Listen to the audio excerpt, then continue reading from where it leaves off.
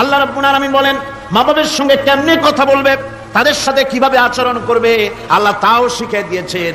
আল্লাহ পাক বলেন ওয়ালা তাকুল লাহুমা ওয়া কুল লাহুমা কাওলান কারীমা। মা বাবার সাথে সম্মানজনক কথা বলো। ওয়া কুল লাহুমা কাওলান কারীমা, সম্মানজনক কথা বলো। মাথায় ঝাঁকি দিয়ে রাগ করে চোখ মোটা করে কথা বলো না। তুমি সন্তান, তোমার জন্য সবচাইতে বড় পীর তোমার আব্বা তোমার আম্মা, ঠিক কিনা কন? ছেলের জন্য, মেয়ের জন্য, সন্তানের জন্য সবচাইতে বড় পীর কে? বাপ মা। এটা ভালো করে মনে রাখতে হবে। আপনার মাওলানা সাহেবদের দোয়া, পীর সাহেবদের দোয়া কবুল হতেও পারে, নাও হতে পারে, 50-50 সম্ভাবনা আছে, আবার সম্ভাবনা নাই। কিন্তু মা বাবার দোয়া কবুল হবে 100% সিউরিটি রয়েছে। রাসূলুল্লাহ বলেছেন 3 জনের দোয়া কবুল হবে, মুস্তাজাবুদ দাওয়াত। কয়জনের দোয়া কবুল হবে? আল্লাহ রাব্বুল আলামিনের হাবিব বলেন 3 জনের দোয়া কবুল হবে আল্লাহর দরবারে। তার মধ্যে একজন হলেন মাজলুম ব্যক্তি, যে ব্যক্তি অত্যাচারিত, যে ব্যক্তি মুসাফির, প্রবাসী, তার দোয়া কবুল হবে। আর মা বাপ যদি সন্তানের জন্য দোয়া করে, ওই দোয়া আল্লাহ রাব্বুল আলামিনের দরবারে মঞ্জুর হয়ে যায়। আল্লাহ রাব্বুল আলামিন মা বাপ সম্পর্কে বলেন মা বাবের জন্য আমার কাছে দোয়া করবি বান্দারা, আমার কাছে দোয়া করবি। দোয়াটা আল্লাহ পাক শিখাচ্ছেন, রব্বিরহামহুমা কামা রব্বায়ানি সগীরা। পড়েন সবাই, রব্বিরহামহুমা কামা রব্বায়ানি সগীরা। একটু জিকির করেন লা ইলাহা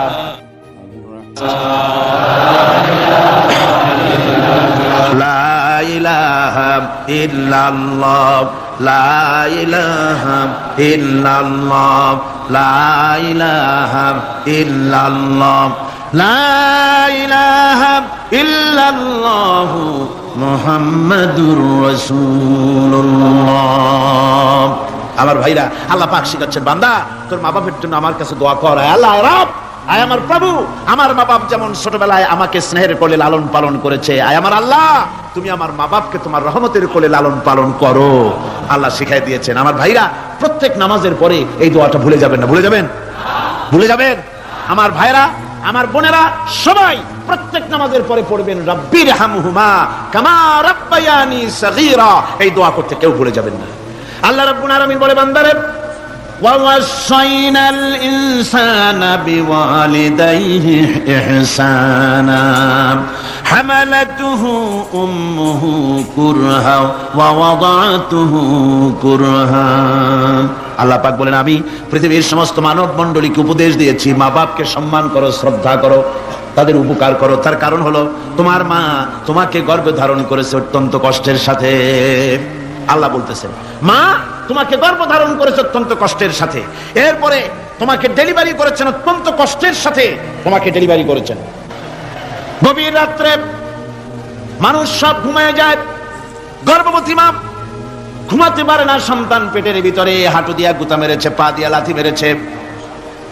মা চরম শীতের রাত্রে, প্রচন্ড শীতের রাতে গায়ের লেপটা সরাই দিয়া মা একবারে দাঁড়ায় আর একবারে বসে, একবার দেওয়ালের সাথে হেলান দিয়া দাঁড়ায়, কষ্ট করে রাতটারে কাটায় দেয়।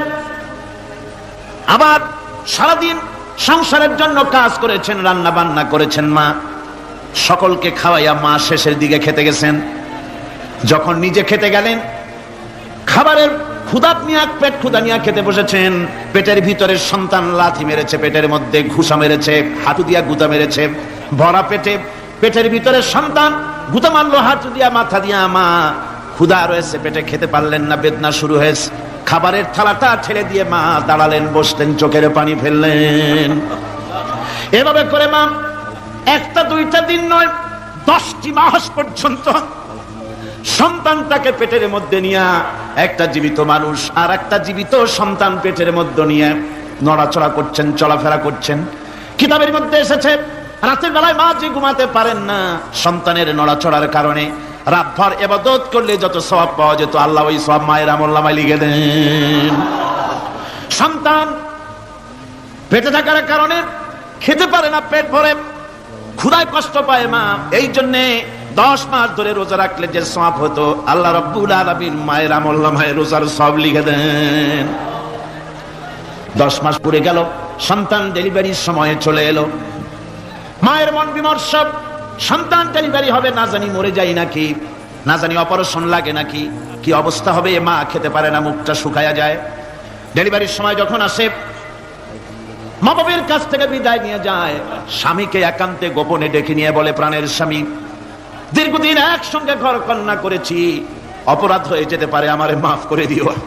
আমার মনে হয় এবার আমি আর বাঁচবো না।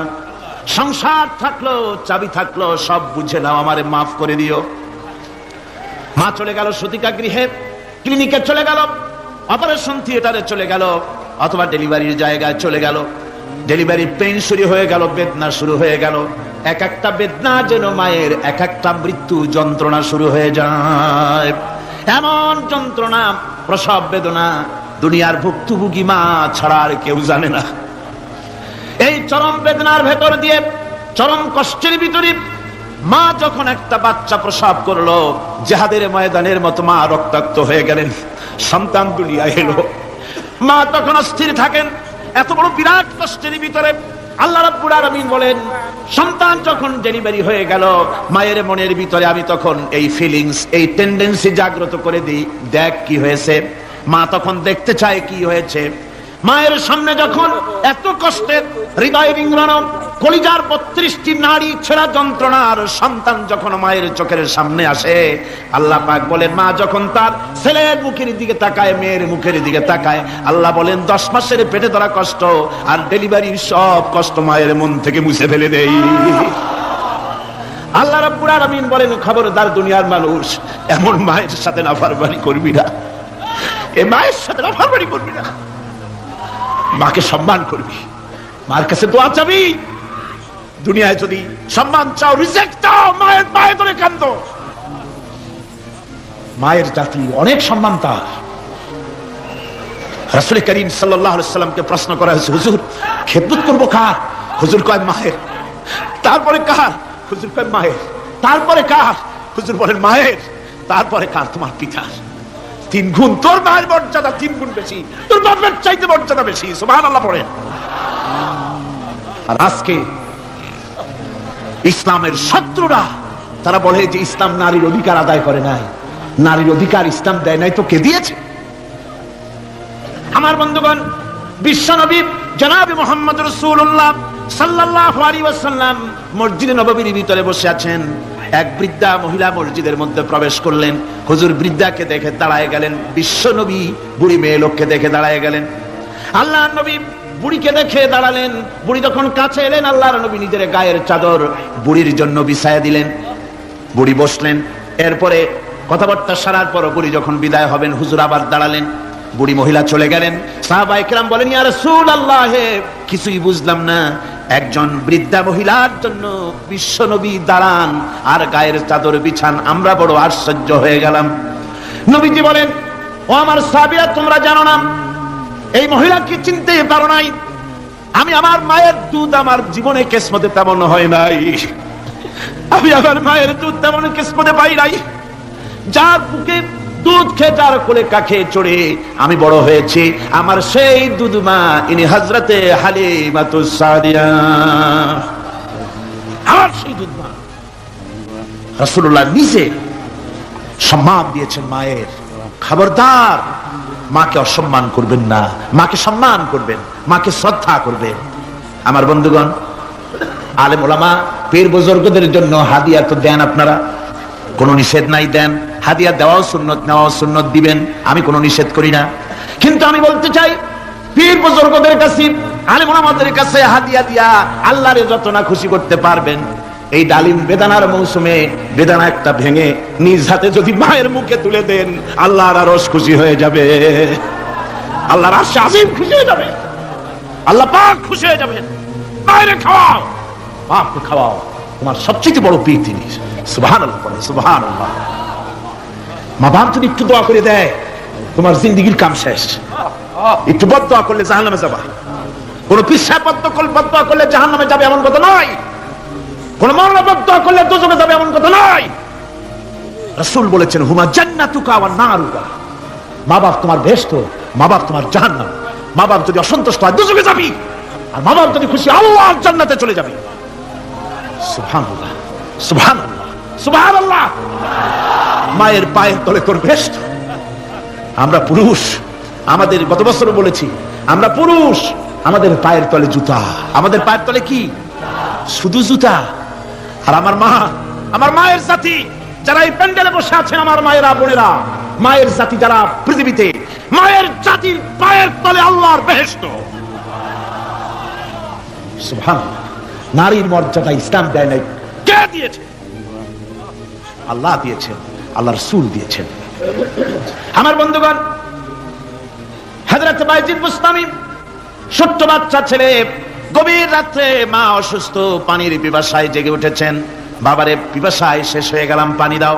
ছেলে ঘরের ভিতরে পানি না পেয়ে বাইরে দৌড়াদৌড়ি করলেন। অনেক দূর থেকে পানি নিয়ে এসে দেখেন মা ঘুমায় গেছেন। পানি নিয়ে দাঁড়ানো, পৌষ মাস, মাঘ মাসের শীতের রাত, ফজরের সময় মায়ের ঘুম ভেঙে গেল। তাকিয়ে দেখেন বাইজিদ দাঁড়ানো, হাতে পানি থরথর করে কাঁপছে। জিজ্ঞাসা করে, বাইজিদ তুমি দাঁড়ানো কেন? ছোট্ট বাচ্চা বলে, মা পানি চেয়েছিলে তুমি গভীর রাত্রে, পানি ঘরে ছিল না, অনেক দূর থেকে আনতে হয়েছে। মা বলছে, ঘুমাও নাই কেন গ্লাস থুইয়া? বাচ্চা বলে, ঘুমাই নাই, তুমি যদি আবার পানি চাও সময় মতো যদি দিতে না পারি মা, তোমার কষ্ট হবে, এই জন্য ফজর পর্যন্ত আমি দাঁড়ায় আছি, কখন তুমি পানি চাও। মা হাতের থেকে পানি নিয়ে পান করলেন। বাইজিদকে বিছানার উপরে আরাম করে কম্বল দিয়ে ঘুম পড়াইয়া দিলেন। হযরত বাইজিদের মা উযু করে ফজরের নামাজ পড়ে সিজদায় চলে গেলেন। চিৎকার মেরে কেঁদে বলেন, আমার রব, আমার আল্লাহ, আমি আমার বাইজিদের মা, আমি মা হয়ে বাইজিদের জন্য দোয়া করি। বাইজিদ আমার জন্য আজকে যা করেছে, আমি মা, আমার কলিজা ঠান্ডা হয়ে গেছে। কষ্ট দিবেন না, জায়েজ নাই। মুসলমানদেরকে কষ্ট দেওয়া কবিরা গুনাহ।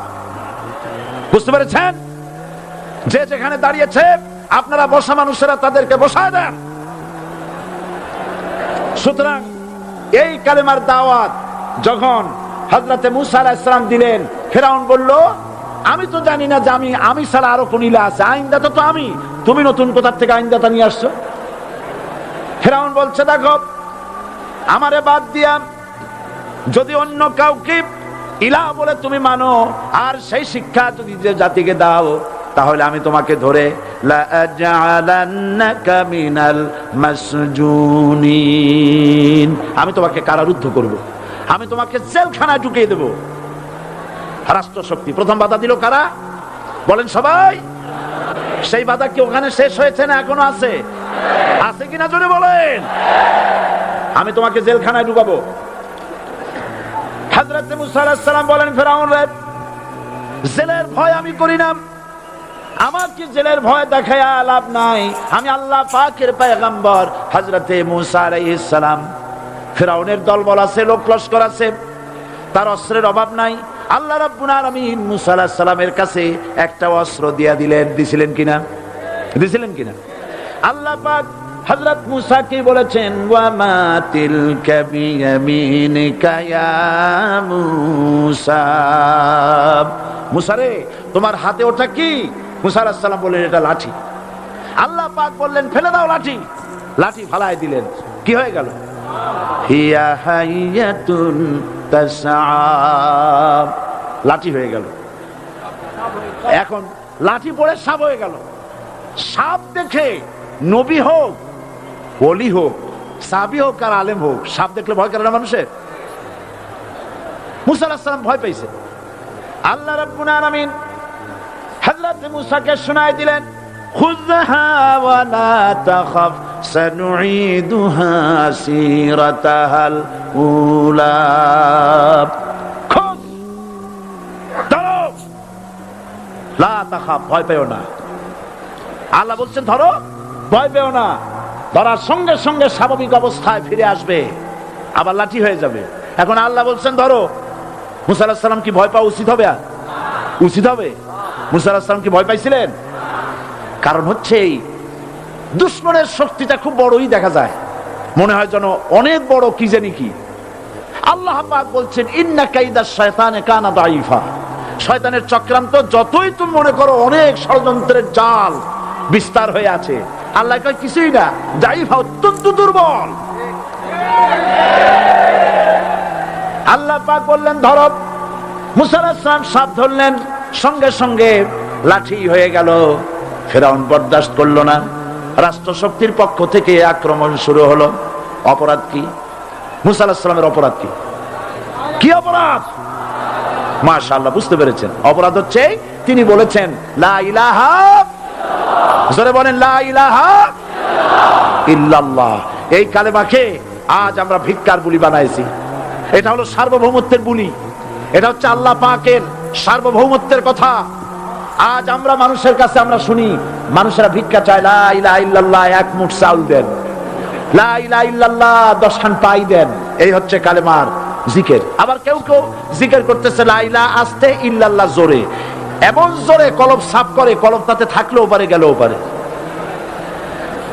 এই কালেমার জার, এর আঘাত পয়গম্বররা মেরেছেন। হযরতে মুসা আলাইহিস সালাম যখন বলেছেন লা ইলাহা ইল্লাল্লাহ, এই ধাক্কা ফেরাউন বরদাস্ত করতে পারে নাই। দরিয়ায় নীলের ভিতরে আল্লাহ পাক ডুবাইয়ে শেষ করে দিয়েছেন, দেন নাই? হযরতে মুসা আলাইহিস সালাম তার উম্মতেরা দরিয়ার পাশে বসে দ্বীনি কথাবার্তা বলতেছেন। এমন সময় ফেরাউন, তার শত্রু হচ্ছে মুসা আলাইহিস সালাম। শত্রু কেন? মুসা কি ফেরাউনের পাকা ধানে মই দিয়েছে নাকি? বলেন আপনারা। তার হালের গরু পিটায় মারছে নাকি? অপরাধ হলো তিনি আল্লাহর জমিনে আল্লাহর আইন প্রতিষ্ঠার কথা বলেছেন। এই শুধুমাত্র এই অপরাধে ফেরাউন তার দলবল নিয়ে 3 দিক থেকে আক্রমণ করেছে। মুসা আলাইহিস সালামের উম্মতেরা ভয় পেয়ে গেছেন। তারা বলছেন ইন্না লামুদরাকুন, আমরা পাকড়াও হয়ে গেছি। 3 দিকে সারাশি আক্রমণ, 3 দিকে শত্রু, একদিকে দরিয়া, পালাবার রাস্তা আছে? হযরত মুসা আলাইহিস সালাম ভয় পেয়ে গেলেন, সারেন্ডার করলেন না। হযরত মুসা আলাইহিস সালাম বললেন কাল্লা, কখনো নয়, ভয় পাওয়ার কোনো কারণ নাই। রব্বি সায়াহদিন, অবশ্যই আমার রব আমার জন্য রাস্তা করে দিবেন। ভয় পাইও না, আমার রব রাস্তা করে দিবেন। আল্লাহ রাব্বুল আলামিন হযরত মুসা আলাইহিস সালামকে অর্ডার করলেন, হাতের লাঠি দিয়া দরিয়ার উপরে আঘাত করো। হযরত মুসা আলাইহিস সালাম দরিয়ার উপরে আঘাত করলেন। রাস্তা ছিল দরকার একটার, এক বাড়িতে আল্লাহর হুকুমে লাঠি দিয়ে একটি আঘাত করার সঙ্গে সঙ্গে হযরত মুসার তার সঙ্গী সাথী দরিয়া পার হওয়ার জন্য দরিয়ার মধ্যে দিয়ে আল্লাহ 12টা রাস্তা পয়দা করে দিলেন। সে আল্লাহ আছে না নাই? এত আসতে বলেন কেন? ভয় পাওয়ার কারণ আছে? রাষ্ট্র শক্তি বাধা দিয়েছে সমস্ত নবীদেরকে। কেন? নবীদের চরিত্র খারাপ? জোরে বলে, নবীদের চরিত্র খারাপ? নবীদের চাইতে মাসুম, বেগুনাহ, উন্নত চরিত্রের মানুষ আল্লাহর আকাশের নিচের জমিনের উপরে আর হয় নাই।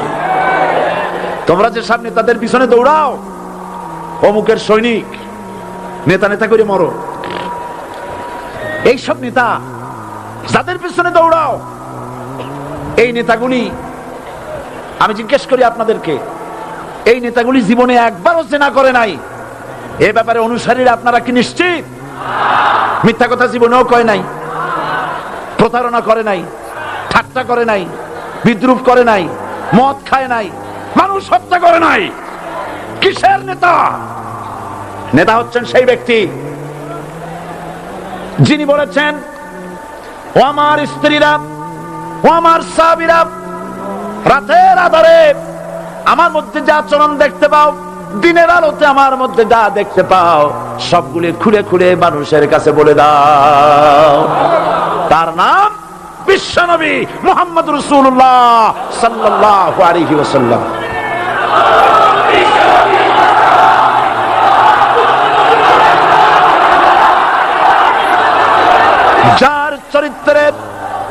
যার চরিত্রের সার্টিফিকেট আল্লাহ রাব্বুল আলামিন নিজে দিচ্ছেন, ওয়া ইন্নাকা লাআলা খুলুকিন আযীম। নবী হে, উন্নত চরিত্রের উপরে আপনি প্রতিষ্ঠিত। সুবহানাল্লাহ। কে সার্টিফিকেট দিচ্ছেন? আযীম, আযীম। আরবিতে চওড়াকে বলা হয় আরিদ, গভীরতাকে বলা হয় আমিক। কত প্রশস্ত, জামা পার কোনো ফিতা নাই, কত গভীর, জামা পার কোনো যন্ত্র নাই, এইটাকে আরবিতে বলা হয় আজিম। সুবহানাল্লাহ বলতে ইচ্ছে করে না? ও নবী, তোমার চরিত্র এমন যা মাপার মতো যন্ত্র পৃথিবীতে নাই। এই সার্টিফিকেট দিলেন কে? সমস্ত নবীরাই চরিত্রবান, নবীরা মাসুম বেগুনাহ। সুবহানাল্লাহ বিহামদিহি। সেই নবীরা মার খান নাই? খেয়েছেন কিনা বলেন? কারা মেরেছে? রাষ্ট্র শক্তি। কারা মেরেছে? কারণ নবীরা বলেছেন লা ইলাহা ইল্লাল্লাহ। পড়েন সবাই লা ইলাহা ইল্লাল্লাহ। আপনিও যদি নবীদের মতো সাহাবীদের মতো বুঝা এই কলেমার দাওয়াত দেন, বাধা আসবেই। বোঝাবুঝির ব্যাপার, বুঝতেই সারলো। কত মাহফিল হয় বাংলাদেশে, হয় না? কোনো বাধা নাই, ঠিক কিনা? কত পূজা হয়, পার্বণ হয়, গান হয়, থিয়েটার হয়, গুনাহগার বিবির গান হয়, কত কিছু হয়। কোনো বাধা আছে? তাফসীরের মাহফিলে বাধা। কারণ ওরা বুঝতে পেরেছে এ তাফসীরের মাহফিলে গাজীর গীত হয় না, এ তাফসীরের মাহফিলে আল্লাহর সার্বভৌমত্ব কায়েমের আন্দোলন চলে। কোরআন লাভ বা সাফল্যের ধারণা যেমন নিছক পার্থিব নয়, সমৃদ্ধির কথা শুধু পার্থিব নয়, জন্ম থেকে শুরু করে মৃত্যু পর্যন্ত কোরআনের লাভের কথা যখন বলা হয় তখন জন্ম থেকে মৃত্যু পর্যন্ত, আখিরাত পর্যন্ত, কিয়ামত পর্যন্ত। ক্ষতিটাও জন্ম থেকে শুরু করে মৃত্যু পর্যন্ত, কিয়ামত পর্যন্ত ক্ষতিটাও। এই ক্ষতি থেকে বাঁচবার জন্য কোরআনে কারিমে বিভিন্ন জায়গায় এই খাসারা শব্দ ব্যবহার করা হয়েছে। আল্লাহ রাব্বুল আলামিন বলছেন ওয়ামান খাফফাত মাওয়াজিনুহু ফাউলাইকাল্লাযীনা খাসিরু আনফুসাহুম বিমা কানু বিআয়াতিনা ইয়াযলিমুন। যাদের পাল্লা ভারী হবে কিয়ামতে তারাই হবে সফলকাম, আর যাদের পাল্লা হালকা হবে, নেকির পাল্লা যাদের হালকা হবে তারা হবে ক্ষতিগ্রস্ত। তারা নিজেদের নিজেরাই ক্ষতি সাধনকারী হবে কিয়ামতের দিন। কাজে মানুষের জীবনের সমুদয় কার্যাবলীর ভালো অংশ যদি খারাপ অংশের উপরে বিজয়ী হয়, তারপরে খারাপ অংশ পাওনাদারদের দিয়ে টিয়া, এরপরে যদি নেকি কিছু বাকি থাকে, তাহলে বোঝা গেল লোকটা কিয়ামতে নাজাত পাবে। আর যদি ভালো কাজের উপরে খারাপ কাজ বিজয়ী হয়ে যায় আর সমস্ত পাওনাদারদেরকে পাওনা মিটাইয়া তারপরেও পাপ বাকি থেকে যায়, এক চাইতে খাসারা পৃথিবীতে, আকাশে, জমিনে কিছুই আর হবে না। এর থেকে বাঁচার জন্য আল্লাহ পাক এই খাসারা থেকে বাঁচার জন্যই মানুষকে এই কথা বলছে। এই কথাটি কোরআনে কারিমের অন্য একটি আয়াতে আরো সুন্দর করে বলা হয়েছে। যারা নাকি এই দুনিয়ার বুকে যারা নিজেদের পুঁজি খাটাইছে, জীবনের পুঁজি সুদ কামাইতে খাটালো, জীবনের পুঁজি খাটালো হারাম কামাইয়ের ভিতরে, অন্যায় কাজের ভিতরে, যারা জীবনের পুঁজিকে আল্লাহর দ্বীনের কাজে লাগাতে পারে নাই, তাদের সম্পর্কে বলা হচ্ছে খাসিরাদ দুনিয়া ওয়াল আখিরাতা যালিকা হুয়াল খুসরানুল মুবিন। খাসিরাদ দুনিয়া ওয়াল আখিরাত, দুনিয়াও ক্ষতিগ্রস্ত, আখিরাতেও ক্ষতিগ্রস্ত। এটা হচ্ছে তার জন্য সুস্পষ্ট ক্ষতি, এর থেকে বড় ক্ষতি আর কিছুই হতে পারে না। আল্লাহ পাক কোরআনে কারীমে অন্যত্র বলেছেন ওয়ানুনাজ্জিলু মিনাল কুরআনি মা হুয়া শিফাউন ওয়া রাহমাতুন লিল মুমিনিন ওয়া লা ইয়াজিদু যালিমিনা ইল্লা খাসারা। আমি এই কোরআন অবতরণের পরিক্রমায় এমন সব বিষয় অবতীর্ণ করেছি যা মুমিনদের জন্য নিরাময় এবং তাদের জন্য রহমত, আর জালিমদের জন্য ক্ষতি ছাড়া আর কিছুই বৃদ্ধি পায় না। জালিমদের জন্য ক্ষতি বৃদ্ধি পায়, আর যারা মুমিন তাদের জন্য এর মধ্যে নিরাময় আছে, এর মধ্যে রহমত আছে। অর্থাৎ যারা এই কোরআনকে যারা নিজেদের আইনের কিতাব হিসেবে গ্রহণ করেছে, কোরআনকে তাবিজের কিতাব হিসেবে নয়, ধর্মীয় কিতাব হিসাবে নয়, কোরআন সংবিধান। কোরআন কি? কোরআনকে যারা সংবিধান হিসাবে মেনে নিয়েছে, কোরআনকে যারা সংবিধান হিসাবে গ্রহণ করলো, ব্যক্তি, পরিবার, সমাজ, রাষ্ট্রে তাদের যাবতীয় মানসিক, বুদ্ধিবৃত্তিক, নৈতিক, তামাদ্দুনিক রোগের নিরাময় হবে, এর দ্বারা শান্তি হবে। কিন্তু যেসব জালিম এই কোরআনকে প্রত্যাখ্যান করেছি, কোরআনকে যারা মৌলবাদীদের কিতাব বলে, কোরআনের কথা বললে মৌলবাদ বলে গাল দেয়, তারা তাদের কপালকে পোড়াইয়া ছাই বানাইয়া দিছে, তাদের তাদের কপাল ভস্মীভূত করে দিয়েছে। আমার দেশে, এই দেশটা কি মুসলমান বেশি না অন্য জাতি বেশি? কোন? জোরে কোন? মুসলমান সবচেয়ে। খুব লক্ষ্য করে শোনেন, এই দেশে সবচেয়ে মুসলমান বেশি, ইন্দোনেশিয়ার পরে। পৃথিবীর দ্বিতীয় বৃহত্তম মুসলিম দেশ হলো কোনটা? বাংলাদেশ। এই দেশে ইসলামরে যত গালি দেওয়া হয়েছে, কোরআনকে যত গালি দেওয়া হয়েছে, আলেমদেরকে যত গালি দেওয়া হয়েছে, রাসূলুল্লাহকে যত গালি দেওয়া হয়েছে, ইসলামী আদর্শকে যত গালি দেওয়া হয়েছে, পৃথিবীতে কোন দেশে এইভাবে ইসলামকে গালি দেওয়া কোথাও হয় নাই। এমনকি আমেরিকার মতো দেশে, ইংল্যান্ডের মতো দেশেও কোরআনের বিরুদ্ধে এত কথা কেউ বলতে সাহস পাবে না, ইসলামের বিরুদ্ধে কথা বলতে সাহস পাবে না, যেহেতু মুসলমানেরা সেখানে পাল্টা আক্রমণ করবে। আজ আমার দেশে মুসলমানের ঘরের সন্তান হইয়া ইসলামের বিরুদ্ধে তারা বক্তব্য রাখে। মৌলবাদ, মৌলবাদ, জিকির উঠে গেছে। আমেরিকার প্রেসিডেন্টরা যখন শপথ নেন, প্রেসিডেন্ট হিসেবে ওথ নেন, বাইবেলের উপরে হাত রাখেন আর বলেন, এই মহাগ্রন্থকে স্পর্শ করে শপথ নিচ্ছি, আমি আমার চিন্তা চেতনা, আমার মেধা, আমার প্রজ্ঞা সবটা আমার জাতি, আমার দেশকে উন্নয়নের জন্য, এর সমৃদ্ধির জন্য, এর সংরক্ষণের জন্য আমি আমার জীবনকে উৎসর্গ করব। বাইবেলের উপরে স্পর্শ করে এই শপথ তারা নেন। আমার দেশের প্রেসিডেন্ট, প্রধানমন্ত্রী শপথ নেওয়ার সময় কোরআন শরীফের উপরে হাত রাখে যদি, তাহলে বলা হবে বেচারা মৌলবাদী হয়ে গেছে।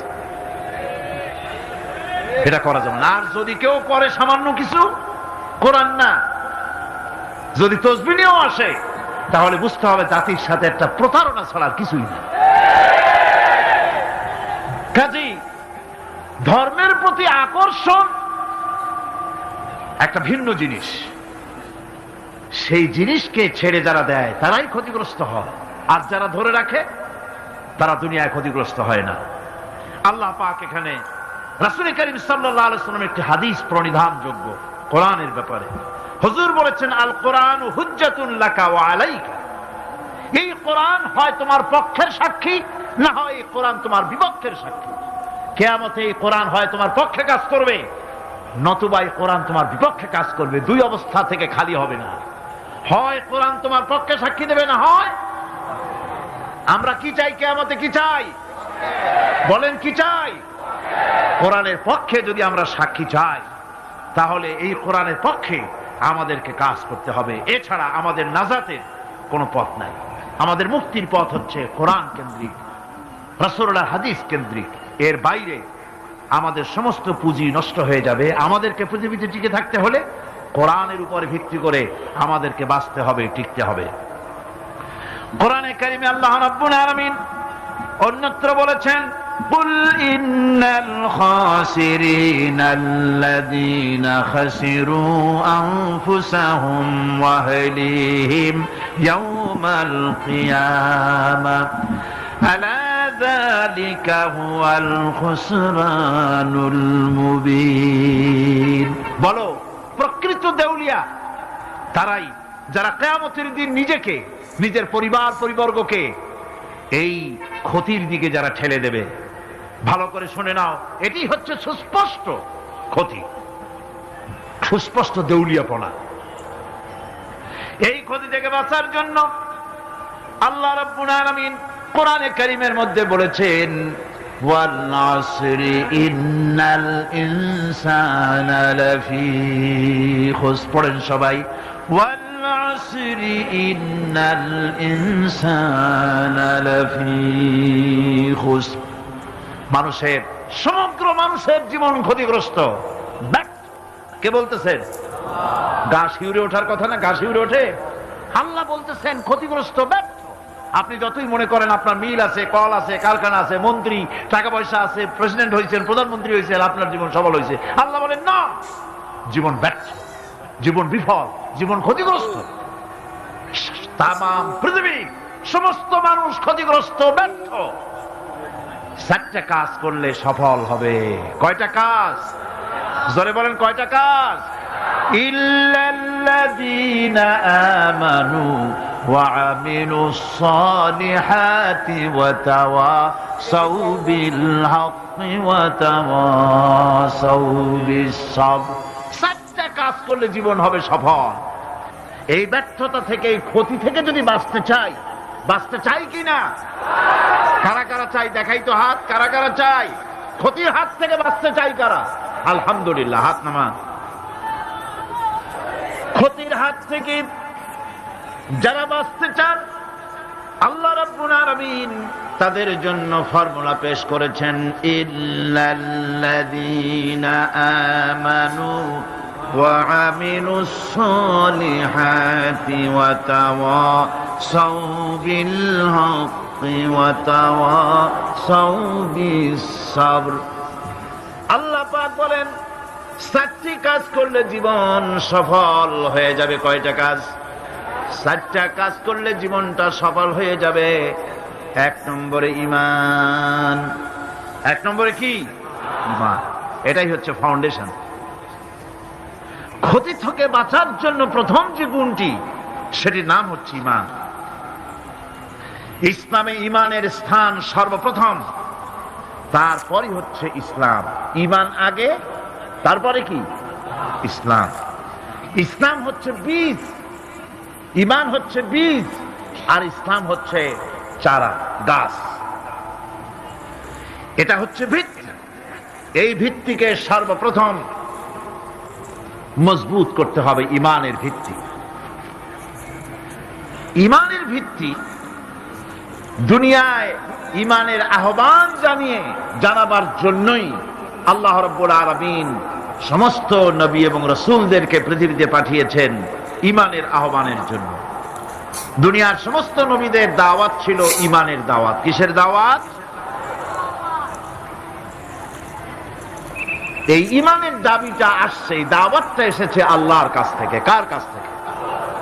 দেখুন, পৃথিবীর ভিতরে কোন নবীদের কথার সাথে আরেকজন নবীর কথার কোনো বৈপরীত্য হয় নাই। সমস্ত নবীদের কথা একরকম ছিল। কয় রকম?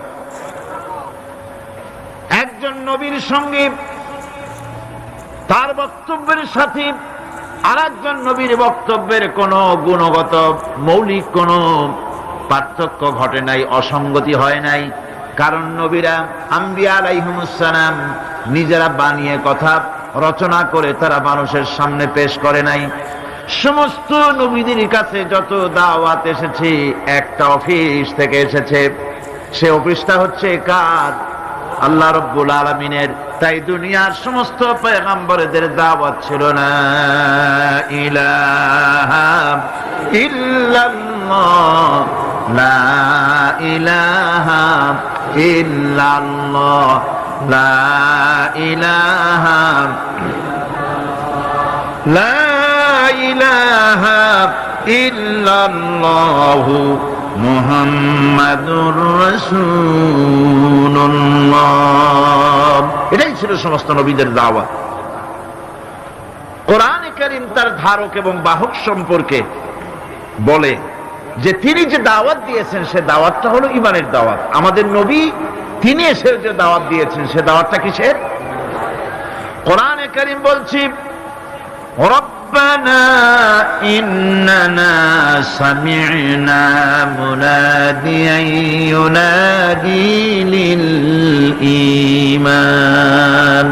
হে আমাদের রব, নিশ্চয়ই আমরা এমন একজন আহ্বায়কের আহ্বান শুনেছি যিনি আমাদেরকে ঈমানের দাওয়াত দিয়েছেন। এমন কোন পয়গম্বর নাই দুনিয়ায় যিনি ঈমানের দাওয়াত দেন নাই। সকলেই ঈমানের দাওয়াত মানুষের সামনে, বিশ্ববাসীর সামনে পেশ করেছেন। কোরআনে হাকিম স্পষ্ট একটা সীমারেখা দুনিয়ার মানুষের সামনে পেশ করে পৃথিবীর মানুষগুলিকে দুটি শ্রেণীতে বিভক্ত করে দিয়েছে। একটি হচ্ছে ঈমান পোষণকারী, আরেকটি হচ্ছে অবিশ্বাসী। একটা ঈমান পোষণকারী আর একটা অবিশ্বাসী। ঈমান পোষণকারীরা সত্যশ্রয়ী, তারা হচ্ছে জ্ঞান এবং নূরের সম্পদে সমৃদ্ধ। আর দ্বিতীয় দলটি হচ্ছে কাফের, জালিম, মূর্খ। তারা হেদায়েতের রাস্তা তাদের জন্য অবরুদ্ধ। কোরআনে কারীম এই দুইটি দল সম্পর্কে উল্লেখ করতেছেন, মাসালুল ফারিকাইনি কাল আ'মা ওয়াল আসাম্মি ওয়াল বাসীরি ওয়াস সামীম হাল ইয়াস্তাবিয়ানি মাসালান আফালা। কোরআন শরীফ বলছে, হাল ইয়াস্তাবিয়ানি মাসালান আফালা তাযাক্কারুন। দুইটি শ্রেণীতে আল্লাহ পাক ভাগ করে দিয়েছেন। একটা শ্রেণী হচ্ছে অন্ধ, বোবা, বধির। আরেকটি যারা শুনতে পায়, চোখে দেখতে পায়। এই দুটি কখনো এক নয়, সমান নয়। এ দুটির রাস্তা আলাদা। কাফেরের রাস্তা আর ইমানদারদের রাস্তা সম্পূর্ণ ভিন্ন। আল্লাহ রাব্বুল আলামিন ঈমান এবং কুফরের পার্থক্য বলে দেওয়ার জন্য গোটা মানব জাতির মধ্যে স্পষ্ট করে বলেছেন, লা ইকরাহা ফিদ-দীন ক্বাদ তাবায়্যানার রুশদু মিনাল গায়ব। দ্বীনের ব্যাপারে জোর জবরদস্তি নেই।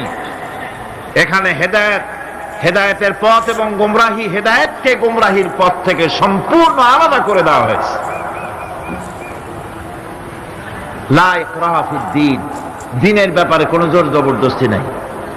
যারা ধর্মনিরপেক্ষবাদী তারা এই আয়াতটাকে নিজেদের মতবাদকে প্রতিষ্ঠার লক্ষ্যে অনেক সময় কাজে লাগায়।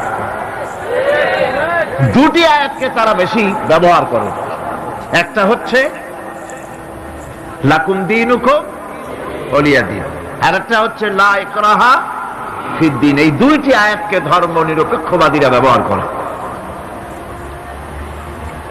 এই দুটির কোনটি তাদের আদর্শকে বোঝাবার লক্ষ্যে ব্যবহারের কোনো সুযোগ নাই। লা ইকরাহা ফিদ-দীন, ধর্মের ব্যাপারে কোনো বাড়াবাড়ি নাই, জোর জবরদস্তি নাই। এ কথা বলা হয়েছে এই কারণে যে কোন বিধর্মীকে, অমুসলিমকে ভয় দেখিয়ে, লোভ দেখিয়ে অথবা কোন ক্রমে কোন প্রকার চাপ সৃষ্টি করে তাকে মুসলমান বানানো যাবে না। এমনকি সূরা তওবার মধ্যে এসেছে, যুদ্ধ চলাকালীন সময়, জিহাদ চলাকালীন সময় কোন অমুসলিম যদি ইসলাম জানার জন্য তোমাদের তাঁবুতে আসে, তাহলে তুমি তাকে ইসলাম বুঝাও। ইসলাম শোনার পরে যদি মেনে নেয় ভালো কথা, আর যদি না মানে তাকে তার তাঁবু পর্যন্ত ফিরে যেতে দাও। মাঝপথে তাকে আক্রমণ করা যাবে না। ধর্মের ব্যাপারে কোনো বাড়াবাড়ি নাই। লা ইকরাহা ফিদ-দীন, এর দ্বারা ধর্ম নিরপেক্ষতার কোনো কথা বোঝানো হয়নি।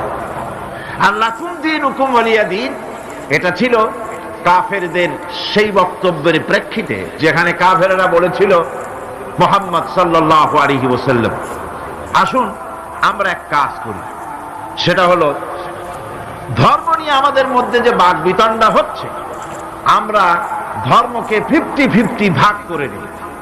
কিছুদিন আমরা গিয়া আপনার আল্লাহরে সেজদা দেই, আর কিছুদিন আপনারা আমাদের মূর্তিগুলিকে প্রণাম করুন।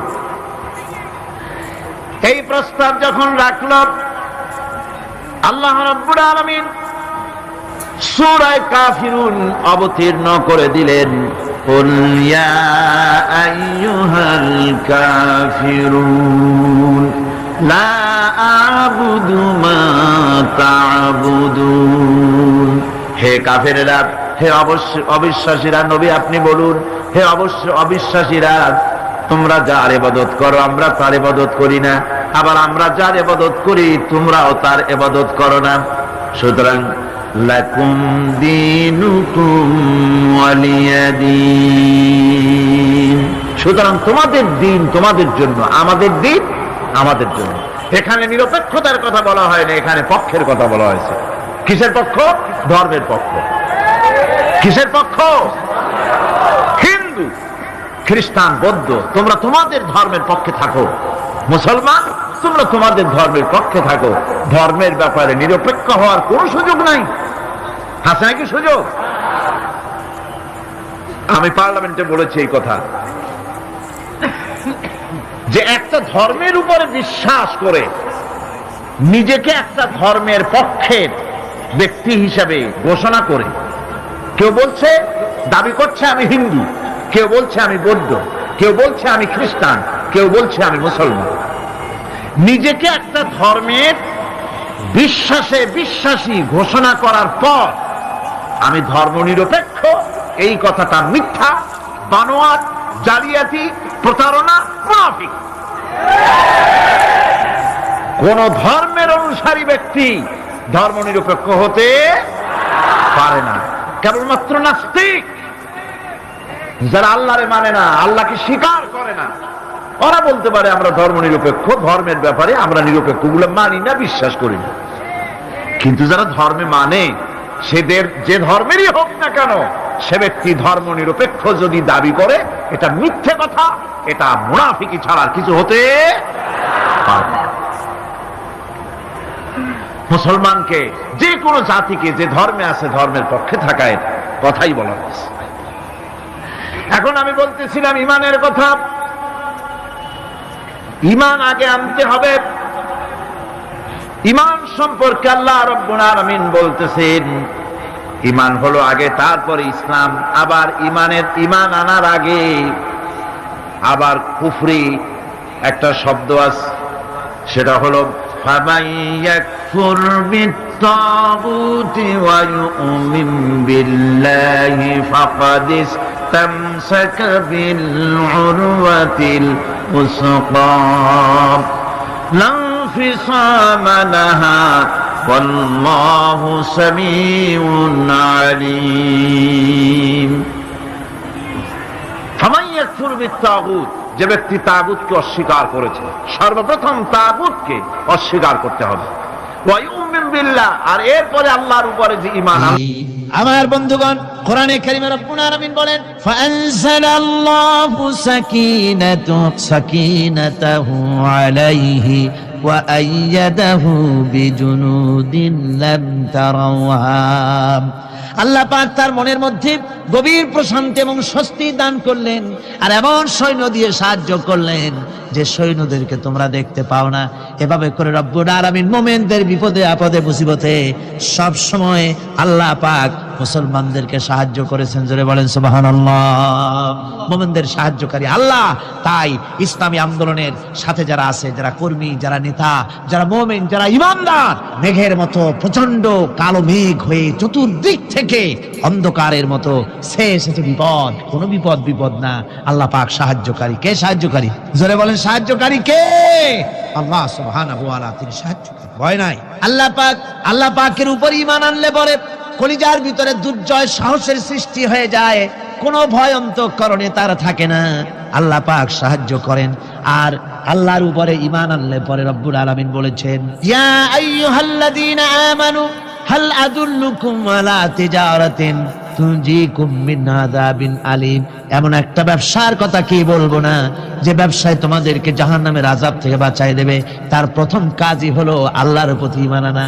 ঈমান আনলে পরে এই সমস্ত গুণ তৈরি হয়ে যায়। আর ঈমানে সবচাইতে উপকৃত হয় সমাজের লোকেরা, রাষ্ট্রের লোকেরা, পরিবারের লোকেরা, দেশের মানুষ উপকৃত হয় মুমিনদের দিয়ে ঈমানের কারণে।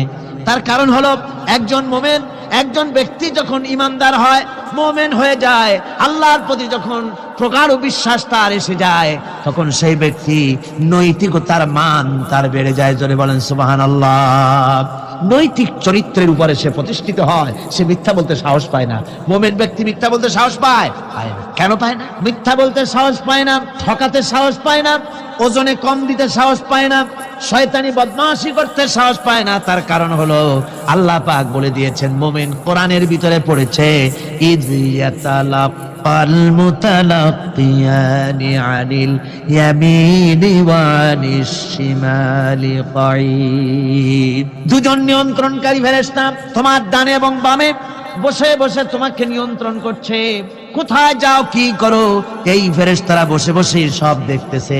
মা ইয়ালফিযু মিন কাওলিন ইল্লা লাদাইহি রাকীবুন আতীদ। মানুষ এমন কোন কথা বলে না যা ফেরেশতারা রেকর্ড না করে, সব রেকর্ড হয়ে যায়। তাই মুমিন ব্যক্তি দায়িত্বহীন কথা বলতে পারে না। মুমিন ব্যক্তির চরিত্র ভালো হয়ে যায়, সে যে কথা বলে বুঝে শুনে কথা বলে, সে যে ওয়াদা করে বুঝে শুনে ওয়াদা করে, যেহেতু সবকিছুর জবাব কিয়ামতে দিতে হবে। কোথায় দিতে হবে? কোথায় দিতে হবে? কিয়ামতে আল্লাহর দরবারে জবাব দিতে হবে। মহান আল্লাহ রাব্বুল আলামিন বলেছেন, ওয়ালাকাদ খালাকনাল ইনসানা ওয়া না'লামু মা তুওয়াসবিসু বিহি নাফসু। মানুষ সৃষ্টি করেছি আমি, তার অন্তঃকরণের ভিতরে ওয়াসওয়াসা কি হয় আমি জানি। এই জন্য মুমিনেরা মনের ভিতরে কোনো খারাপ কল্পনাও করতে পারে না। খারাপ কল্পনা করলেও তার হিসাব দেওয়া লাগবে আল্লাহর কাছে। কার কাছে? ওয়াইন তুবদু মিন আনফুসিকুম আও তুখফুহু ইউহাসিবুকুম বিহিল্লাহ। আল্লাহ বলেন, মনের মধ্যে যে সব কল্পনা করো তা প্রকাশ করো আর গোপন রাখো, ওইটার হিসাব নেব আমি আল্লাহ পাক। কিয়ামতের দিন আমার কাছে হিসাব দিতে হবে। বন্ধুগণ, এই জন্য মুমিন যারা, মুমিনদের চরিত্র প্রতিষ্ঠিত হয়, মুমিনদের ধারণা থাকে যেখানেই যাই না কেন, যেখানেই বসি না কেন, সেখানেই আল্লাহ, আল্লাহ ছাড়া কোনো জায়গা নাই। আছে নাকি? আছে। আল্লাহ পাক বলেন, মা ইয়াকুনু মিন নাজওয়া সালাসাতিন ইল্লা হুয়া রাবিউহুম। তোমরা যেখানে তিনজন মিলে পরামর্শ করো, মনে রেখো তিনজন নও, ওখানে চতুর্থ সত্তা আমি রব্বুল আলামিন তোমাদের কাছে আছি। সব শুনি আর দেখি, পাঁচজন যেখানে হও সেখানে আমি ষষ্ঠ। এর থেকে যদি কম হও, এর থেকে যদি বেশিও হও, বান্দারে তুমি আছো যেখানে আমি আল্লাহ আছি সেখানে। উপায় নাই, সব জায়গায় আমি দেখতে পাচ্ছি। শুধু তাই নয়, রাত্রিবেলায় মানুষেরা গোপনে পরামর্শ করে, করে না? করে কিনা? রাতে রাতে পরামর্শ করে, এক জায়গায় বসে, ফলের মধ্যে, পাহাড়ের মধ্যে, কোন জায়গায় বসে পরামর্শ করে। কি পরামর্শ? ইসলামী আন্দোলনের লোকদের মারবে, কোথায় তাদের ধরবে, কোথায় তাদের অত্যাচার করবে, এই সমস্ত পরামর্শ করে। আল্লাহ পাক বলছেন, শুনুন, আল্লাহ রাব্বুল আলামিন বলেন, ওয়া হুয়া মাআহুম إذ يبيتون ما لا يرضى من القول وكان الله بما يعملون محيطا।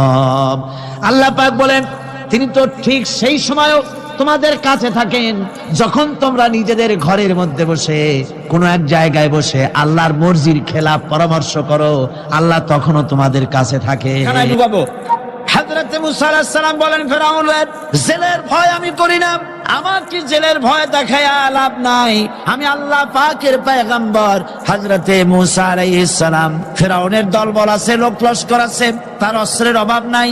আল্লাহ রাব্বুল আলামিন মুসা আলাইহিস সালামের কাছে একটা অস্ত্র দিয়া দিলেন। দিছিলেন কিনা? দিছিলেন কিনা? আল্লাহ পাক হযরত মুসা কে বলেছেন, ওয়া মা তিলকা বিয়ামিনিকা ইয়া মুসা। মুসা রে, তোমার হাতে ওটা কি? মুসা আলাইহিস সালাম বললেন, এটা লাঠি। আল্লাহ পাক বললেন, ফেলে দাও লাঠি। লাঠি ফালায় দিলেন। কি হয়ে গেল? হিয়া হাইয়াতুন তাসআ। লাঠি হয়ে গেল। এখন লাঠি পড়ে সাপ হয়ে গেল।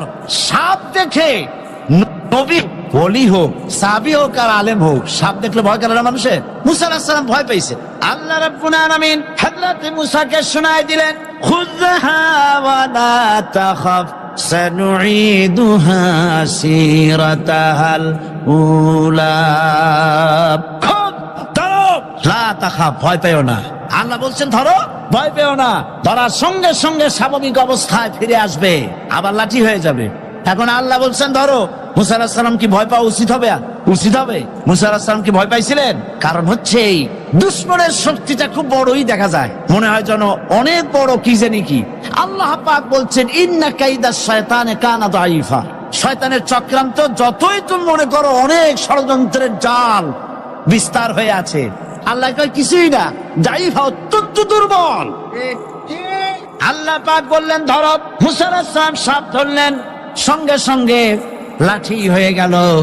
ফেরাউন বরদাস্ত করলো না, রাষ্ট্রশক্তির পক্ষ থেকে আক্রমণ শুরু হলো। অপরাধ কি? মুসা আলাইহিস সালামের অপরাধ কি? কি অপরাধ? মাশাআল্লাহ, বুঝতে পেরেছেন। অপরাধ হচ্ছে তিনি বলেছেন লা ইলাহা, জোরে বলেন লা ইলাহা ইল্লাল্লাহ। এই কালেমাকে আজ আমরা ভিক্ষার বুলি বানাইছি। এটা হলো সার্বভৌমত্বের বুলি, এটা হচ্ছে আল্লাহ পাকের সার্বভৌমত্বের কথা। আজ আমরা মানুষের কাছে আমরা শুনি, মানুষেরা ভিক্ষা চায়, লা ইলাহা ইল্লাল্লাহ, এক মুঠ চাউল দেন, লা ইলাহা ইল্লাল্লাহ 10 খান পাই দেন। এই হচ্ছে কালেমার জিকির। আবার কেউ কেউ জিকির করতেছে লা ইলাহা আস্তে, ইল্লাল্লাহ জোরে, এমন জোরে কলব সাফ করে, কলব তাতে থাকলেও পারে গেলেও পারে। এই কালেমার জাত, এর আঘাত পয়গম্বররা মেরেছেন। হযরতে মুসা আলাইহিস সালাম যখন বলেছেন লা ইলাহা ইল্লাল্লাহ, এই ধাক্কা ফেরাউন বরদাস্ত করতে পারে নাই। দরিয়ায় নীলের ভিতরে আল্লাহ পাক ডুবাই শেষ করে দিয়েছেন, দেন নাই?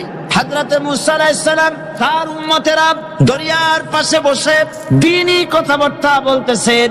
এমন সময় ফেরাউন, তার শত্রু হচ্ছে মুসা আলাইহিস সালাম। শত্রু কেন?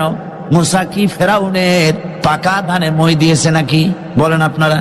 তার হালের গরু পিটায় মারছে নাকি? অপরাধ হলো তিনি আল্লাহর জমিনে আল্লাহর আইন প্রতিষ্ঠার কথা বলেছেন।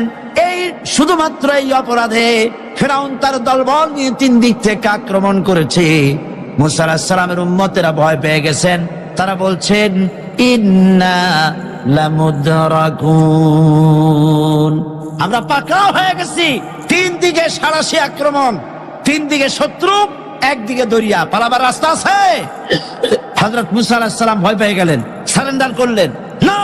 হযরত মুসা আলাইহিস সালাম বললেন কাল্লা, কখনো নয়, ভয় পাওয়ার কোনো কারণ নাই। রব্বি সায়াহদিন, অবশ্যই আমার রব আমার জন্য রাস্তা করে দিবেন, ভয় পাইও না, আমার রব রাস্তা করে দিবেন। আল্লাহ রাব্বুল আলামিন হযরত মুসা আলাইহিস সালামকে অর্ডার করলেন, হাতের লাঠি দিয়া দরিয়ার উপরে আঘাত করো। হযরতে মুসা আলাইহিস সালাম দরিয়ার উপরে আঘাত করলেন। রাস্তা ছিল দরকার একটার, এক বাড়িতে আল্লাহর হুকুমে লাঠি দিয়ে একটি আঘাত করার সঙ্গে সঙ্গে হযরত মুসার তার সঙ্গী সাথী দরিয়া পার হওয়ার জন্য দরিয়ার মধ্যে দিয়ে আল্লাহ 12টা রাস্তা পয়দা করে দিলেন। সে আল্লাহ আছে না নাই? এত আসতে বলেন কেন? ভয় পাওয়ার কারণ আছে। রাষ্ট্র শক্তি বাধা দিয়েছে সমস্ত নবীদেরকে। কেন? নবীদের চরিত্র খারাপ? জোরে বলেন, নবীদের চরিত্র খারাপ? নবীদের চাইতে মাসুম বেগুনাহ উন্নত চরিত্রের মানুষ আল্লাহর আকাশের নিচের জমিনের উপরে আর হয় না। তোমরা যে সব নেতাদের পিছনে দৌড়াও, অমুকের সৈনিক, নেতা নেতা করে মরো, এইসব নেতা যাদের পিছনে দৌড়াও, এই নেতাগুলি, আমি জিজ্ঞেস করি আপনাদেরকে, এই নেতাগুলি জীবনে একবারও জেনা করে নাই? এ ব্যাপারে অনুসারীরা আপনারা কি নিশ্চিত? মিথ্যা কথা জীবনেও কয় নাই, প্রতারণা করে নাই, ঠাট্টা করে নাই, বিদ্রুপ করে নাই, মদ খায় নাই, মানুষ হত্যা করে নাই। কিসের নেতা? নেতা হচ্ছেন সেই ব্যক্তি যিনি বলেছেন, ও আমার স্ত্রীরা, ও আমার সাহাবীরা, রাতের আধারে আমার মধ্যে যা আচরণ দেখতে পাও, দিনের আলোতে আমার মধ্যে যা দেখতে পাও, সবগুলি খুলে খুলে মানুষের কাছে বলে দাও। 114টি সূরার প্রত্যেকটি সূরার শিরোনামে আছে বিসমিল্লাহির রহমানির রহিম, একটা সূরায় নাই। কোন সূরা? কেন নাই? এই জন্য নাই যেহেতু এই সূরা নাজিলের সময় আল্লাহ পাক এটা বলেন নাই। জিবরাইল আলাইহিস সালাম যখন নবী করিম সাল্লাল্লাহু আলাইহি ওয়াসাল্লামের কাছে এটা তেলাওয়াত করে শোনায়েছেন, তিনি বিসমিল্লাহ তখন বলেন নাই। নবী করিম সাল্লাল্লাহু আলাইহি ওয়াসাল্লাম যখন সাহাবায়ে কিরামকে লিখতে বলেছেন, কাতেবে ওহী যারা ছিলেন, তখন তিনি এই সূরার প্রথমে বিসমিল্লাহ বলেন নাই, তাই বিসমিল্লাহ এখানে লেখা হয় নাই। তার মানে হচ্ছে কোরআন শরীফ বিন্যাস করা, এর শব্দ বিন্যাস, সূরা বিন্যাস, এর সবকিছুকে বিন্যস্ত করার দায়িত্ব ছিল আল্লাহ পাকের। সুবহানাল্লাহ। আল্লাহ রাব্বুল আলামিন কোরআনে কারীমের মধ্যে বলেছেন, ইন্না নাহনু নাযালনা যিকরা ওয়া ইন্না লাহু লাহাফিজুন। কোরআন নাজিল করেছি আমি আল্লাহ, আর এর সংরক্ষণের সবটুকুন দায়িত্ব আল্লাহ রব্বুল আলামিন নিজেই গ্রহণ করেছেন, আমি গ্রহণ করেছি। নাজিল করছি আমি, হেফাজত করব আমি। কে বলেন সবাই? আমি হেফাজত করবো এটাকে। আল্লাহ পাক গ্যারান্টি দিচ্ছেন, ওয়ালাউ তাকাওয়ালা আলাইনা বা'দাল আকাওয়িল, আমার নবী যদি নিজের থেকে বানিয়ে কোনো কথা আমি আল্লাহর নামে কোরআন শরীফের ভিতরে চালায় দিতেন, আমি আমার নবীর ডান হাত চেপে ধরতাম আর তার কণ্ঠ নালী খেয়ে আমি আল্লাহ কেটে ফেলে দিতাম। কত বড় কথা! গলা কেটে ফেলে দিতাম একটি কথাও যদি নিজের থেকে বানিয়ে বলতেন। সুবহানাল্লাহ বলেন। সে কোরআন একটি শব্দ মানুষের নেই। আল্লাহ পাক বলেছেন এর উপর, কোরআনের উপর থেকে, এর নিচের থেকে, এর ডান থেকে, এর বাম থেকে, এর ভিতরে শয়তানের বাতিলের প্রবেশের কোনো অধিকার নাই।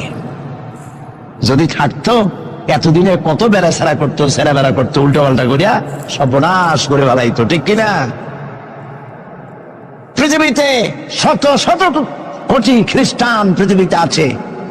খ্রিস্টানদেরকে চ্যালেঞ্জ করুন তো যে একটা বাইবেলের হাফেজ দাও আমাদেরকে। সারা পৃথিবীতে একটা হাফেজ চাই, বাইবেল মুখস্থ করছে, পাওয়া যাবে? যাবে না। হিন্দুদেরকে চ্যালেঞ্জ করে, কত কোটি হিন্দু আছে তোমাদের, বেদ তোমাদের ধর্মগ্রন্থ, বেদ মুখস্থ করছে, এরকমটা হাফেজ দাও, পারবে দিতে? পারবে না। মহান আল্লাহ রাব্বুল আলামিন কোরআনে কারীমকে ইবাদত করেছেন। সূরা কমরের মধ্যে রব্বুল আলামিন বলেছেন, ওয়ালাকাদ ইয়াসসারনাল কুরআনা লিযিকরি ফাহাল মিন মুদ্দাকির। আল্লাহ পাক বলেন, অবশ্যই কোরআনে কারীমকে আমি মানুষের কাছে মুখস্থ করার জন্য আর বোঝার জন্য সহজ করে দিয়েছি। মুখস্থ করাও সহজ আর বোঝাও সহজ। কিন্তু দুর্ভাগ্যজনক সত্য আরেকটি কথা আছে, সেটা হলো এই, মুসলমান দাড়িওয়ালা টুপিওয়ালা আল্লাহর মসজিদের ভেতরে বসে এক শ্রেণীর মুসলমানেরা বলে কোরআন বোঝা আমাদের কাম না, আমরা পাবলিক, আমরা কোরআনের বুঝবো কি? কোরআন বুঝবে আলেমেরা। অবশ্য এই রকমের লোক নারায়ণগঞ্জে নাই, বিভিন্ন জেলায় আছে। কোরআন আমরা বুঝবো না, বিশাল ব্যাপার, আল্লাহর কোরআন, এর আমরা বুঝবো কি? এই কথাটা শয়তানের একটি ওয়াসওয়াসা, এই কথাটি শয়তানের মারাত্মক ওয়াসওয়াসা। আল্লাহ খান কোরআন দিয়েছেন খালি মৌলানা মৌলবীদের বুঝাবার জন্য, আর কেউ এটা বুঝবে না। আল্লাহ পাক বলছেন, আমি মানুষের জন্য কোরআন বোঝা সহজ করেছি, চেষ্টা করো, বুঝতে চেষ্টা করো। কোরআন শরীফ দুইটা জিনিস, একদিকে বোঝা সহজ, মুখস্থ করাও সহজ। আমার কাছে হাফেজ আমি পেয়েছি 8 বছরের বাচ্চা কোরআন শরীফ মুখস্থ করছে। আজকে পত্রিকা দেখলাম একটা ছোট্ট মেয়ের ছবি, 7 বছরে কোরআন শরীফ মুখস্থ করেছে, কোন মৌলানা সাহেবের ছেলে, তার মাও হাফেজ, বাবাও হাফেজ। 7 বছরের ছোট্ট বাচ্চা 30 পারা করেছে। আপনি কি মনে করেন, পাগলামি মনে করেন এত বড় কোরআন শরীফ মুখস্থ করা? 7 বছরের বাচ্চা কোরআন মুখস্থ করছে। আমার কাছে মনে হলো যেন আটলান্টিক মহাসাগর আল্লাহ ঝিনুকের মধ্যে ঢুকাই দিছে। এই যে শরফুদ্দিন খলিফা নাকি একটা ছোট্ট বালের বাচ্চার একটা ক্যাসেট বেরিয়েছে না, তানজানিয়া। লোকেরা বলে, খুব আশ্চর্য হয়ে যায় যে কেউ কেউ তো বলে যে এগুলি কম্পিউটার দিয়ে বানাইছে। যারা আল্লাহর কুদরত বিশ্বাস করে না তারা এরকম বলে। লোকেরা আশ্চর্য হয়ে যায়, এত রকম ছোট ছেলে কোরআন শরীফ মুখস্থ করলো কেমনে? বয়স তার 4 বছর। আসলে বয়স 4 বছর না, আমি আজ থেকে 4 বছর আগেই তার ক্যাসেট দেখেছি লন্ডনে। তাহলে হইতেই পারে, আল্লাহ পাক যদি ইচ্ছা করেন করতেই পারে। চিন্তা করে দেখেন না, একটা লোক 40 বছর পর্যন্ত লেখাপড়া জান, লিখতেও পারেন না, পড়তেও পারেন না, নামও সই করতে পারেন না, কোন রাজনৈতিক ব্যক্তিদের সাথে ওঠা বসা করেন নাই, কোন কবি সাহিত্যিকদের সাথে ওঠা বসা করেন নাই। সেই লোকটি 40 বছর পর এমন কথা বললেন রাজনীতির কথা, দুনিয়ার সব রাজনীতি ফেল হয়ে গেল। অর্থনীতির ব্যাপারে, সমাজনীতির ব্যাপারে এমন সব কথা বললেন, দুনিয়া ফেল। 40 বছর যিনি লেখা জানেন না, পড়া জানেন না, লিখতে জানেন না, পড়তে জানেন না, কে তিনি? সাল্লাল্লাহু আলাইহি ওয়াসাল্লাম। তো আল্লাহ পাক কেন পারবেন না? মরা গাছ দিয়ে ফুল ফুটাই দিতে পারেন, মরুভূমির ভিতরে পানির প্রস্রবণ ঘটিয়ে দিতে পারেন, আমিরকে ফকির করতে পারেন, ফকিরকে আমির করতে পারেন। এই তো আল্লাহ। যালিকুমুল্লাহু রাব্বুকুম, ইনি হচ্ছেন তোমার আমার রব। সুবহানাল্লাহি ওয়া বিহামদিহি। কোরআনে কারীমকে একদিকে মুখস্থ করা সহজ, আর মুখস্থ করার জন্য একটি সিস্টেম কোরআন শরীফের মধ্যে আছে, চিন্তা করলে যেগুলি পাওয়া যায়। সেটা হলো এই যে কোরআন যদি কেউ তাড়াতাড়ি পড়ে মনে হবে যেন প্রবন্ধ পড়তেছি, আর যদি থেমে থেমে পড়ে তাহলে মনে হবে যেন কবিতা পড়তেছি। সুবহানাল্লাহ। প্রত্যেকটা লাইনে লাইনে মিল, ছন্দের আকারে কোরআন শরীফ পৃথিবীর সমস্ত সাহিত্যে মানকে ছাড়িয়ে এত উপরে গিয়েছে যেই মান পর্যন্ত পৃথিবীর কোন সাহিত্য কিয়ামত পর্যন্ত পৌঁছতে পারবে না। এর ফাসাহাত, এর বালাগাত, কোরআন শরীফের সাহিত্যিক মান চিরকালের জন্য কালজয়ী, এর পাশেও কেউ দাঁড়াইতে পারবে না। সুবহানাল্লাহ। কি পাগল ছাগল হাবিজাবি নবীয়তের দাবি করে। আচ্ছা, নবীর দাবি করলে তো তার কাছে ওহী আসতে হবে। এই যে ছাগল পাগল যেগুলা নবীর দাবি করলো, নবী করিম সাল্লাল্লাহু আলাইহি ওয়াসাল্লাম ইন্তেকালের পরে 30 জন মিথ্যাবাদী নবুয়তের দাবি করবে, ঠিক না? তো নবী হইতে হইলে 3টা শর্ত লাগে। একটা হলো ওহী আসতে হবে, মুজিজা থাকতে হবে, আর চরিত্র। নবীর কপালে লেখা থাকে না যে উনি নবী, বুকের উপরেও লেখা থাকে না যিনি নবী। চরিত্র দিয়েই প্রমাণ হয় ইনি কোনো সাধারণ মানুষ নন, ইনি আল্লাহর নবী। সুবহানাল্লাহ। তাই তো হযরতে নবী করিম সাল্লাল্লাহু আলাইহি ওয়াসাল্লাম যখন হযরত খাদিজা রাদিয়াল্লাহু তাআলা আনহার কাছে যখন দ্বীনের দাওয়াত দিলেন, কালেমার দাওয়াত দিলেন, 1 সেকেন্ডও তিনি দেরি করেন নাই। চিন্তা করেন না, আপনি নিজেকে বহুত ফেরেশতা রূপে আপনি বলতে পারেন যে আমি একেবারে অ্যাঞ্জেলিক ক্যারেক্টারের লোক, ফেরেশতা চরিত্রের মানুষ। বাইরে গিয়ে বহুত কথা বলতে পারেন, এমনকি বাইরে গিয়ে অনেক মুরিদও বানাইতে পারেন। পীর সাহেবদেরকে জিজ্ঞেস করা উচিত যে আপনার বউ আপনার কাছে মুরিদ হয়েছে কিনা। বউ মুরিদ করে এত সহজ না। একজন পীরেরই দেখছিলাম একটা বইয়ের মধ্যে গল্প, বউ তাকে পীর মানতেই চায় না, বহুত চেষ্টা করছে মুরিদ বানাবার জন্য, পারেনি।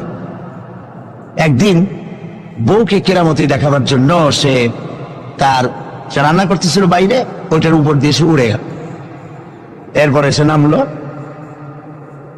বউ তাকে দেখে বললো, দেখছো তুমি তো পীরগিরি করো, এই যে একটা লোক কেবলমাত্র পাগড়ি বাঁধতে মাথার উপর জুড়ে গেল, তুমি কি এরকম পারো? আরে বেটি, আমি তো উড়ে গেলাম তোমার দেখাবার জন্য, তুমি বিশ্বাস করো না। ও, সেই জন্য তো একটু টাইট হয়ে গেছো, সোজা হয়ে যেতে পারো নাই। বউ তো তার স্বামীর জন্য জীবন দিতে পারে, তার ভালোবাসা সবটা উজাড় করে দিতে পারে, কিন্তু ঈমান আনা সহজ নয়। যেহেতু বউ, আপনি সবাইকে ফাঁকি দিতে পারবেন, আপনার স্ত্রীকে কখনো ফাঁকি দিতে পারবেন না। আপনি কোথায় যান, কত রাত্রে বাড়ি ফেরেন, কার সঙ্গে টেলিফোনে কথা বলেন, আপনার ইনস অ্যান্ড আউট, ভেতর এবং বাইরের সব সূর্যের মতো পরিষ্কার আপনার স্ত্রীর কাছে। এই জন্য নবী করিম সাল্লাল্লাহু আলাইহি ওয়াসাল্লাম বলেছেন, তোমাদের মধ্যে উত্তম সেই ব্যক্তি যে ব্যক্তি তার স্ত্রীর কাছে উত্তম। আমি আমার স্ত্রীদের কাছে উত্তম ব্যক্তি। সুবহানাল্লাহ। হযরত নবী করিম সাল্লাল্লাহু আলাইহি ওয়াসাল্লাম তিনি যখন হযরতে খাদিজাকে যখন দ্বীনের দাওয়াত দিলেন, কালেমার দাওয়াত দিলেন, বললেন এক আল্লাহর ইবাদত করো, আমারে শেষ জামানার নবী হিসাবে মেনে নাও, আখেরি নবী হিসাবে আমাকে মেনে নাও। হযরতে খাদিজা এক মুহূর্ত দেরি করেন নাই, সঙ্গে সঙ্গে পড়েছেন লা ইলাহা ইল্লাল্লাহু মুহাম্মাদুর রাসূলুল্লাহ। জোরে পড়েন লা ইলাহা। নারায়ণগঞ্জের মতো জায়গা মাহফিল করবেন তো বড় খয়রাত করতে নামবেন, ছোট্ট বাটি নিয়ে নামবেন কেন? বিরাট ঝুলি নিয়ে নামেন। কেউ তো বেশি দিলে তখন নেবেন কি করে? এই জন্য আপনি যেমন ব্যবস্থা করবেন সেরকম। আমরা তো আরবে বক্তৃতা শুনতেছি, আর ইরাকের মুসলমানদের ঘুম হারাম হয়ে গেছে, খাবার নাই। গতকাল ব্রাহ্মণবাড়িয়া বলেছি, ইরাকের গর্ভবতী নারীরা তারা ডাক্তার সরকারের কাছে দাবি জানাইছিল যুদ্ধের একদিন আগে, বলছিল আমাদেরকে অপারেশন করে বাচ্চাগুলো বের করে দাও। আমেরিকার কাফেরদের বিরুদ্ধে লড়াই করে শহীদ হয়ে মরতে চাই।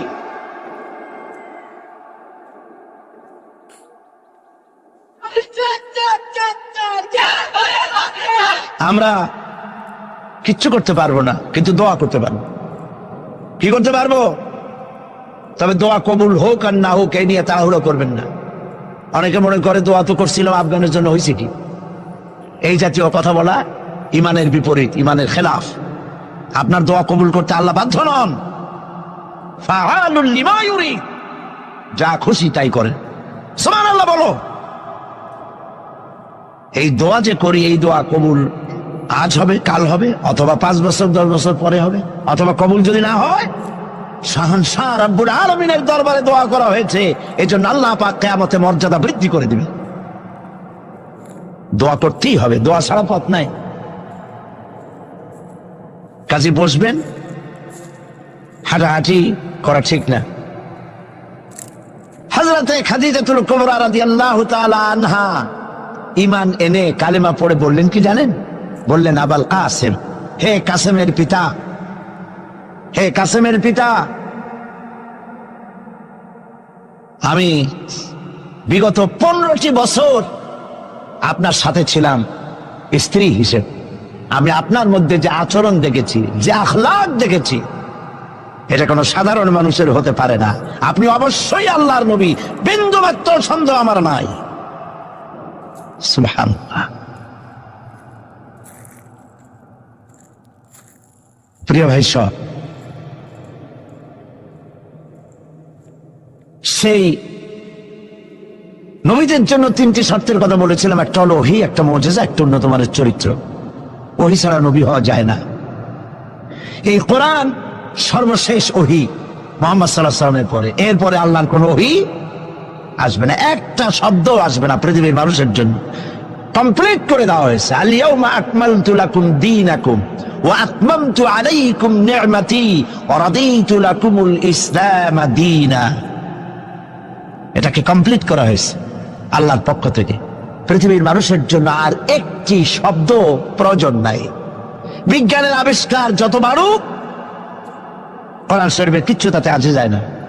যদি কোন আহাম্মক বলে যে বর্তমান হলো বিজ্ঞানের যুগ, কোরআন নাজিল হয়েছে কত বছর আগে? 1500 বছর আগে কোরআন নাজিল হয়েছে। সেই যুগের কোরআন আর এখন মডার্ন যুগ, এখন কি এগুলি চলে? আরে বাবা, তোমার বিজ্ঞান ফেলের সামনে। বিজ্ঞানের থিওরি হচ্ছে, বিজ্ঞানের একটি থিওরি এই যে বিজ্ঞানের কোন থিওরি ফাইনাল নয়।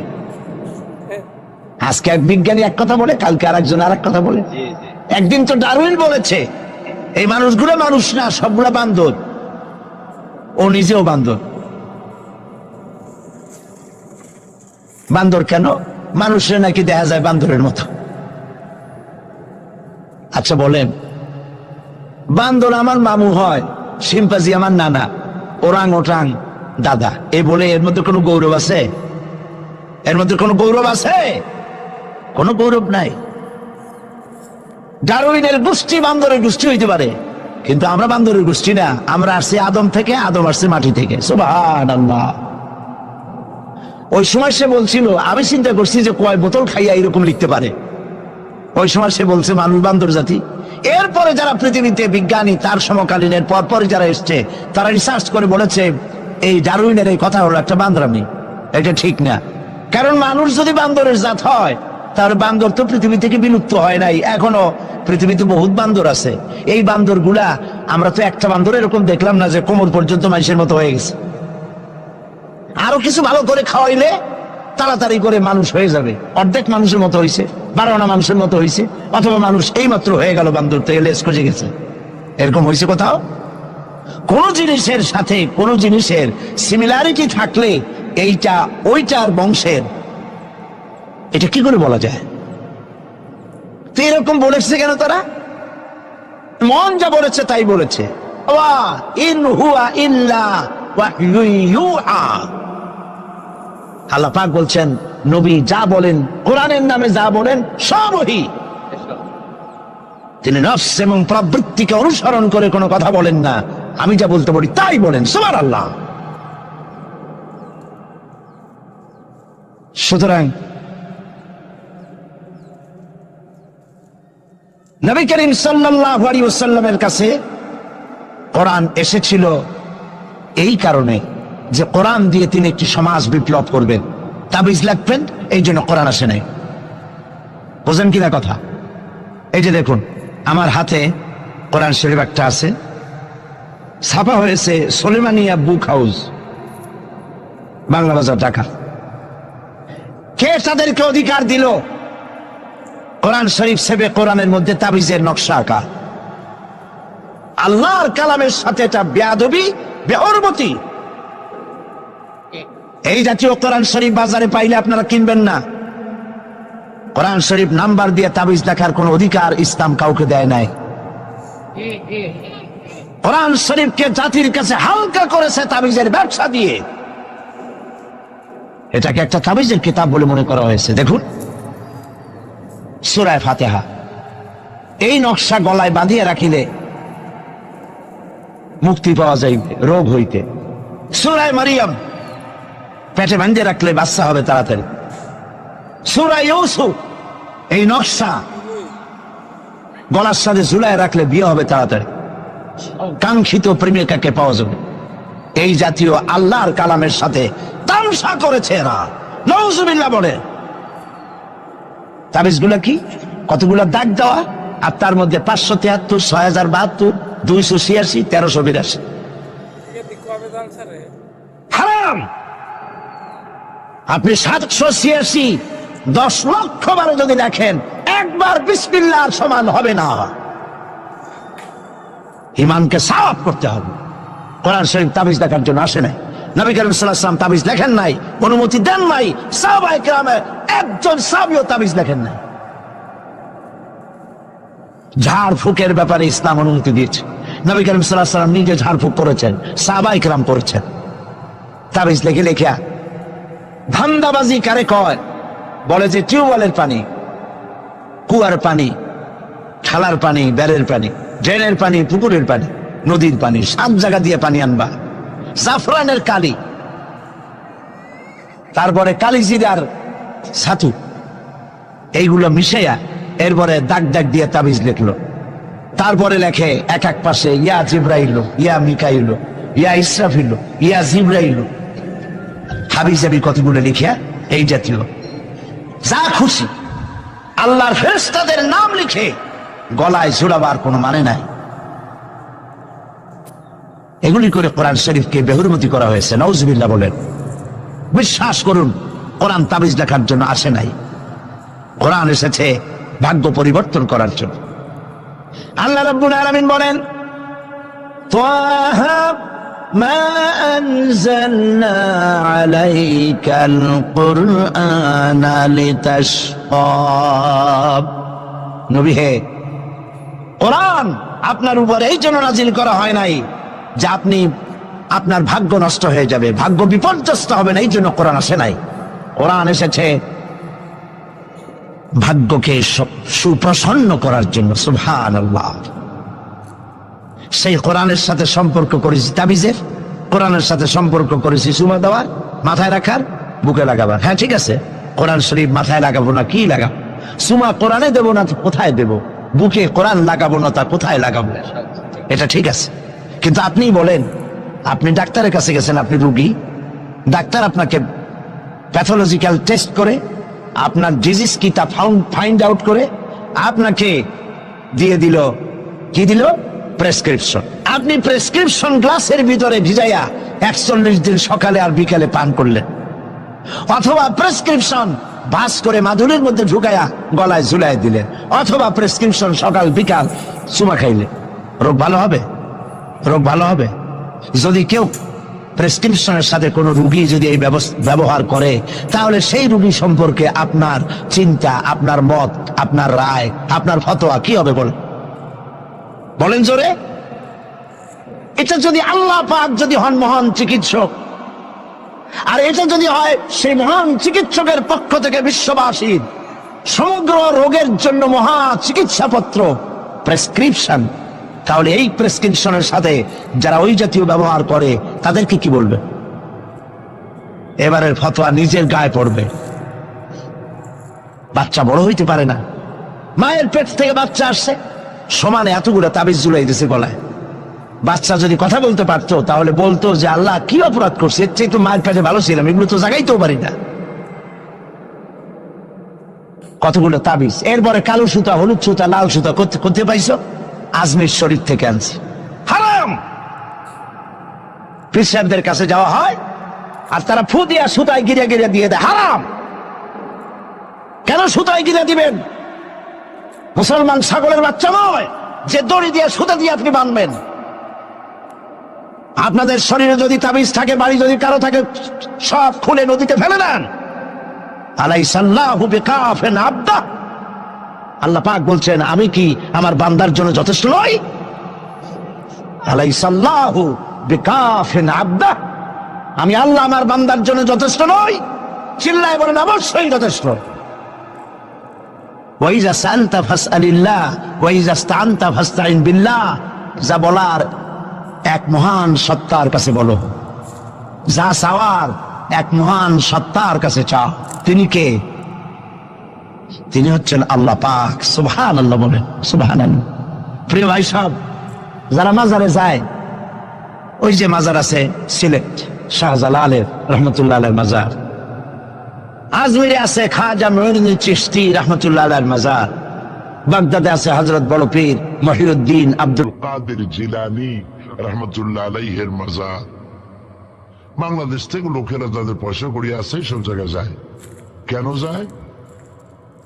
15 বছর বিয়ে করছে, বাচ্চা হয় না, মামলা করেছে হাইকোর্ট, সুপ্রিম কোর্ট, সব জায়গায় বেকায়দা। ব্যবসা করে, খালি লালবাতি জ্বলে, ওষুধপত্র খায়, রোগ ভালো হয় না, চলে গেল মাজারে। একটু সময়ের জন্য কমন সেন্সের কমন বাদ দিয়া শুধু সেন্স দিয়ে চিন্তা করেন। যার কাছে আপনি আপনার অভিযোগ বলতে গেছেন, এই 3 জন অলির কথাই ধরি, বাকিদের পরে ধরি। ওনাদের মাতৃভাষা কি? শাহজালাল রহমতুল্লাহ আলাইহির মাতৃভাষা কি? আরবি। বলেন কি? আরবি। ইয়েমেন থেকে তিনি এসেছিলেন, আরবি। খাজা মুঈনুদ্দিন চিশতি রহমতুল্লাহ আলাইহির মাতৃভাষা আরবি। হযরতে বড় পীর আব্দুল কাদের জিলানী রহমতুল্লাহ আলাইহির মাতৃভাষা আরবি। আপনি গিয়ে বাংলায় বললেন, খাজা বাবা আমার তো 15 বছর বিয়ে করছি, বাচ্চা মোটে হয় না, এখন করবো কি? আপনার কথা খুব বুঝছেন তিনি, তাই না? খুব বুঝেছেন। গেল 1 নম্বর মিসফায়ার। 2 নম্বরে, আপনি যে কবরের কাছে গিয়ে কথাগুলি বলছেন, তিনি যে কবরে আছেন তার গ্যারান্টি কি? ওখানে তো তিনি নাও থাকতে পারেন। সাধারণ এমপি মন্ত্রী কোন জেলায় যদি যায়, সরকারের মেহমানখানা আছে, নাম কি? Circuit house. মেহমান যে আন্দাজের, সরকারের তেমন ব্যবস্থা আছে, ডাক বাংলা আছে, রেস্ট হাউস আছে, সার্কিট হাউস আছে, ঠিক না? 2 রকমের মেহমান। এক প্রকার হলো ভিআইপি, আর এক প্রকার হচ্ছে নিকৃষ্ট, চোর ডাকাত। এরাও সরকারের মেহমান। চোর ডাকাত, মুচ্ছা বদমাস, সন্ত্রাসী, ওরা যদি মেহমান হয়ে পুলিশে, এদের ধরবে কারা? এই মেহমানদের ধরবে পুলিশে। ধরে নিয়ে ওদের জন্য মেহমান খানা হলো হাজত। হাজতের মধ্যে থুয়ে দিবে, কনভিক্টেড হলে পরে জেলখানার মধ্যে ঢুকাই দেবে, ঠিক কিনা? আর যদি এমপি হয়, মন্ত্রী হয়, প্রধানমন্ত্রী হয়, তা থাকার জন্য প্রত্যেকটা জেলায় গভর্নমেন্ট সার্কিট হাউস করে রেখেছে। এই সব মন্ত্রী প্রধানমন্ত্রীর চাইতে ওলিউল্লাহ, আল্লাহর ওলি যারা, তাদের মর্যাদা আল্লাহর কাছে অনেক বেশি। তারা ইন্তেকাল করবেন আর আল্লাহ মাটির মধ্যে ভালাই থবেন। আল্লাহর কোনো রেস্ট হাউস থাকতে নাই, আল্লাহর কোনো গেস্ট হাউস থাকতে নাই। হয়তো তিনি কবরে নাই, গেস্ট হাউসে তিনি আরাম ফরমাচ্ছেন। 2 নম্বর মিসফায়ার। 3 নম্বরে, কবরে যদি থাকেও তখন তিনি ঘুমে আছেন না চেতনা আছেন? যদি ঘুমের মধ্যে থাকে তাহলে 3 নম্বর মিসফায়ার, কোনো কামে লাগলো না। এই জন্য চাইতে হবে এমন মহান সত্তার কাছে যিনি কখনো ঘুমান না। লা তাখুযুহু সিনাতুন ওয়ালা নাওম, যার ঘুমও নাই, তন্দ্রাও নাই। কে তিনি? চিল্লায় বলুন। কলিজাটারে পরিষ্কার করেন, সাফ করে নেন। লা তাখাফ, ভয় পেও না। আল্লাহ বলছেন ধরো, ভয় পেও না। ধরার সঙ্গে সঙ্গে স্বাভাবিক অবস্থায় ফিরে আসবে, আবার লাঠি হয়ে যাবে। এখন আল্লাহ বলছেন ধরো, মুসা আলাইহিস সালাম কি ভয় পাওয়া উচিত হবে? উচিত হবে। মুসা আলাইহিস সালাম কি ভয় পাইছিলেন? কারণ হচ্ছে এই দুশমনের শক্তিটা খুব বড়ই দেখা যায়, মনে হয় যেন অনেক বড়, কি জানি কি। আল্লাহ পাক বলছেন ইন্না কাইদাশ শায়তানে কানা দাঈফা, শয়তানের চক্রান্ত যতই তুমি মনে করো অনেক ষড়যন্ত্রের জাল বিস্তার হয়ে আছে, আল্লাহ কয় কিছুই না, দাঈফা অত্যন্ত দুর্বল। আল্লাহ পাক বললেন ধরো, মুসা আলাইহিস সালাম সাপ ধরলেন, সঙ্গে সঙ্গে লাঠি হয়ে গেল। ফেরাউন বরদাস্ত করলো না, রাষ্ট্রশক্তির পক্ষ থেকে আক্রমণ শুরু হলো। অপরাধ কি? মুসা আলাইহিস সালামের অপরাধ কি? কি অপরাধ? মাশাআল্লাহ, বুঝতে পেরেছেন। অপরাধ হচ্ছে তিনি বলেছেন লা ইলাহা, জোরে বলেন লা ইলাহা ইল্লাল্লাহ। এই কালেমাকে আজ আমরা ভিক্ষার বুলি বানাইছি। এটা হলো সার্বভৌমত্বের বুলি, এটা হচ্ছে আল্লাহ পাকের সার্বভৌমত্বের কথা। আজ আমরা মানুষের কাছে আমরা শুনি, মানুষেরা ভিক্ষা চায়, লা ইলাহা ইল্লাল্লাহ, এক মুঠ চাউল দেন, লা ইলাহা ইল্লাল্লাহ 10 খান পাই দেন। এই হচ্ছে কালেমার জিকির। আবার কেউ কেউ জিকির করতেছে লা ইলাহা আস্তে, ইল্লাল্লাহ জোরে, এমন জোরে কলব সাফ করে, কলব তাতে থাকলেও পারে গেলেও পারে। এই কালেমার জাত, এর আঘাত পয়গম্বররা মেরেছেন। হযরতে মুসা আলাইহিস সালাম যখন বলেছেন লা ইলাহা ইল্লাল্লাহ, এই ধাক্কা ফেরাউন বরদাস্ত করতে পারে নাই। দরিয়ায় নীলের ভিতরে আল্লাহ পাক ডুবাই শেষ করে দিয়েছেন, দেন নাই? হযরতে মুসা আলাইহিস সালাম তার উম্মতেরা দরিয়ার পাশে বসে দ্বীনি কথাবার্তা বলতেছেন। এমন সময় ফেরাউন, তার শত্রু হচ্ছে মুসা আলাইহিস সালাম। শত্রু কেন?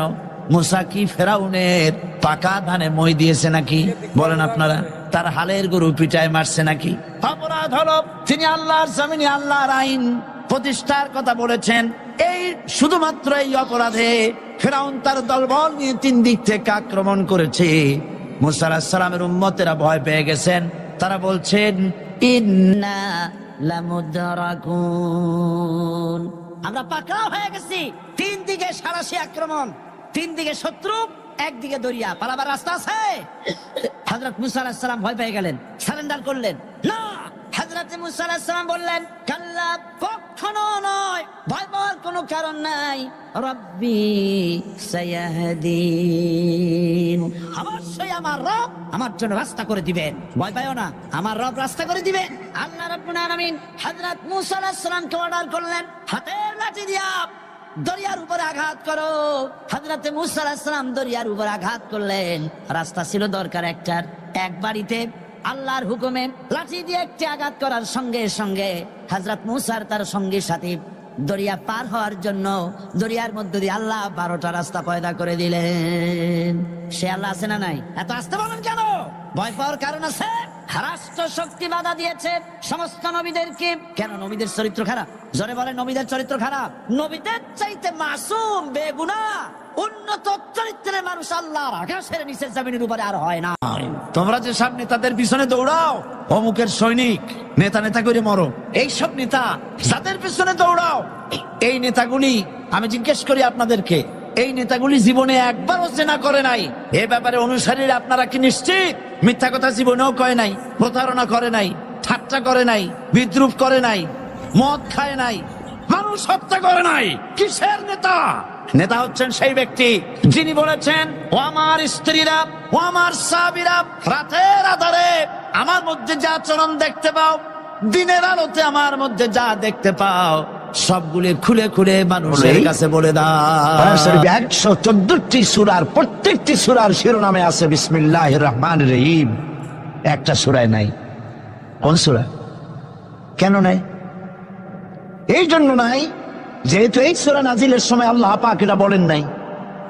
জিবরাইল আলাইহিস সালাম যখন নবী করিম সাল্লাল্লাহু আলাইহি ওয়াসাল্লামের কাছে এটা তেলাওয়াত করে শোনায়েছেন, তিনি বিসমিল্লাহ তখন বলেন নাই। নবী করিম সাল্লাল্লাহু আলাইহি ওয়াসাল্লাম যখন সাহাবায়ে কিরামকে লিখতে বলেছেন, কাতেবে ওহী যারা ছিলেন, তখন তিনি এই সূরার প্রথমে বিসমিল্লাহ বলেন নাই, তাই বিসমিল্লাহ এখানে লেখা হয় নাই।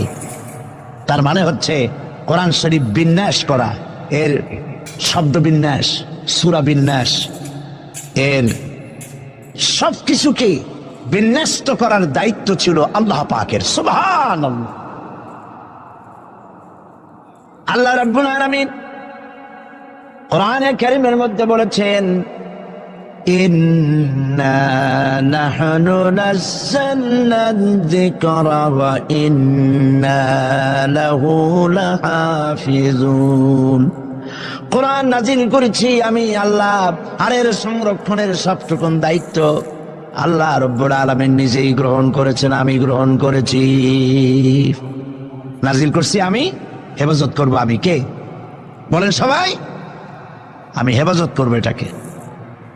আল্লাহ পাক গ্যারান্টি দিচ্ছেন, ওয়ালাউ তাকাওয়ালা আলাইনা বা'দাল আকাওয়িল। আমার নবী যদি নিজের থেকে বানিয়ে কোনো কথা আমি আল্লাহর নামে কোরআন শরীফের ভিতরে চালাই দিতেন, আমি আমার নবীর ডান হাত চেপে ধরতাম আর তার কণ্ঠ নালিকে আমি আল্লাহ কেটে ফেলে দিতাম। কত বড় কথা! গলা কেটে ফেলে দিতাম। একটি কথাও যদি নিজের থেকে বানিয়ে বলতেন, সুবহানাল্লাহ বলেন। সেই কোরআন একটি শব্দ মানুষের নেই। আল্লাহ পাক বলেছেন এর উপর, কোরআনের উপর থেকে, এর নিচের থেকে, এর ডান থেকে, এর বাম থেকে, এর ভিতরে শয়তানের বাতিলের প্রবেশের কোনো অধিকার নাই।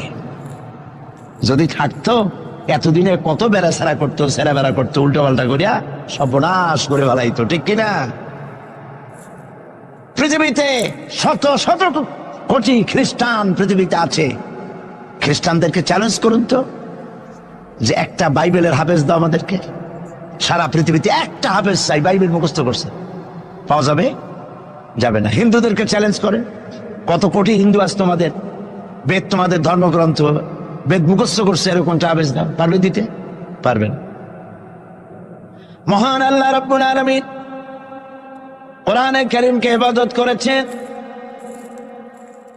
সূরা কামারের মধ্যে রব্বুল আলামিন বলেছেন, ওয়ালাকাদ ইয়াসসারনাল কুরআনা লিয-যিকরি ফাহাল মিন মুদ্দাকির। আল্লাহ পাক বলেন, অবশ্যই কোরআনে কারীমকে আমি মানুষের কাছে মুখস্থ করার জন্য আর বোঝার জন্য সহজ করে দিয়েছি। মুখস্থ করাও সহজ আর বোঝাও সহজ। কিন্তু দুর্ভাগ্যজনক সত্য আরেকটি কথা আছে, সেটা হলো এই, মুসলমান দাড়িওয়ালা টুপিওয়ালা আল্লাহর মসজিদের ভেতরে বসে এক শ্রেণীর মুসলমানেরা বলে কোরআন বোঝা আমাদের কাম না, আমরা পাবলিক, আমরা কোরআনের বুঝবো কি? কোরআন বুঝবে আলেমেরা। অবশ্যই এই রকমের লোক নারায়ণগঞ্জে নাই, বিভিন্ন জেলায় আছে। কোরআন আমরা বুঝবো না, বিশাল ব্যাপার, আল্লাহর কোরআন, এর আমরা বুঝবো কি? এই কথাটা শয়তানের একটি ওয়াসওয়াসা। এই কথাটি শয়তানের মারাত্মক ওয়াসওয়াসা।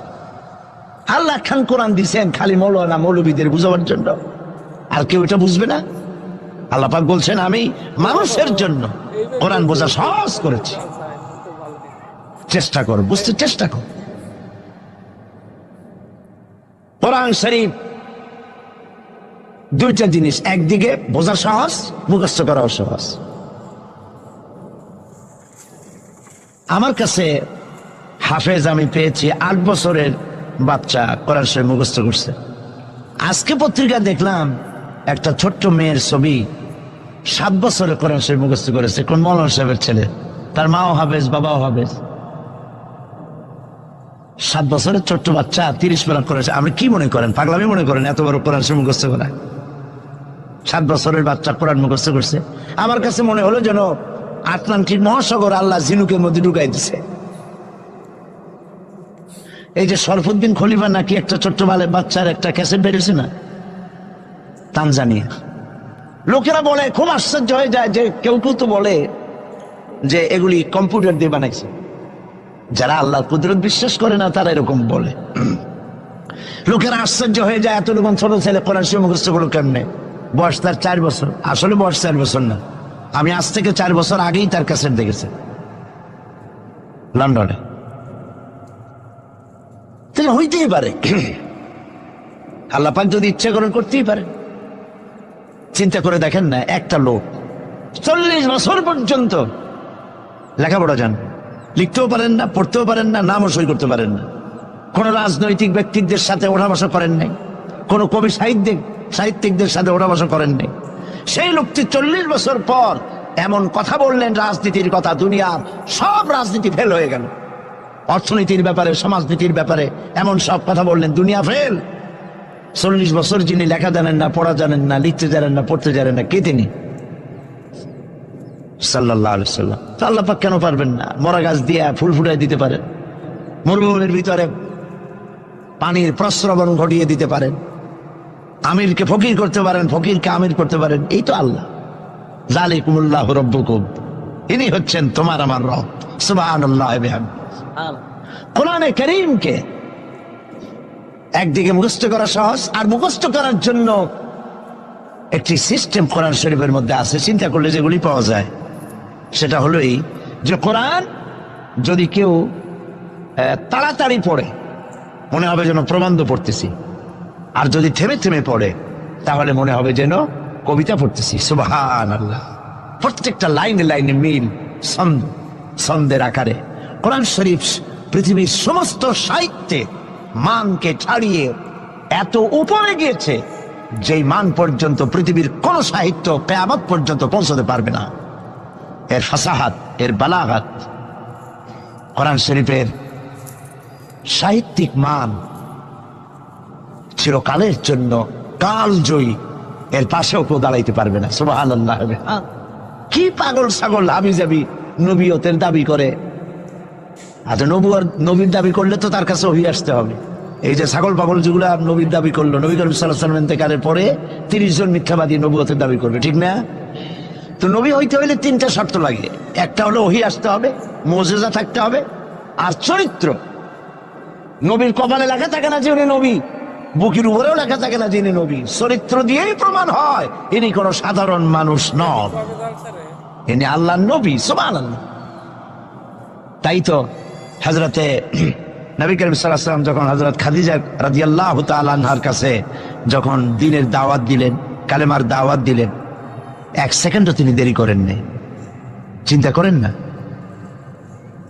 আপনি নিজেকে বহুত ফেরেশতা রূপে আপনি বলতে পারেন যে আমি একেবারে অ্যাঞ্জেলিক ক্যারেক্টারের লোক, ফেরেশতা চরিত্রের মানুষ। বাইরে গিয়ে বহুত কথা বলতে পারেন, এমনকি বাইরে গিয়ে অনেক মুরিদও বানাইতে পারেন। পীর সাহেবদেরকে জিজ্ঞেস করা উচিত যে আপনার বউ আপনার কাছে মুরিদ হয়েছে কিনা। বউ মুরিদ করে এত সহজ না। একজন পীরেরই দেখছিলাম একটা বইয়ের মধ্যে গল্প, বউ তাকে পীর মানতেই চায় না, বহুত চেষ্টা করছে মুরিদ বানাবার জন্য, পারেনি। একদিন বউকে কেরামতি দেখাবার জন্য সে রান্না করতেছিল বাইরে, ওইটার উপর দিয়ে সে উড়ে গেল। এরপরে সে নামলো,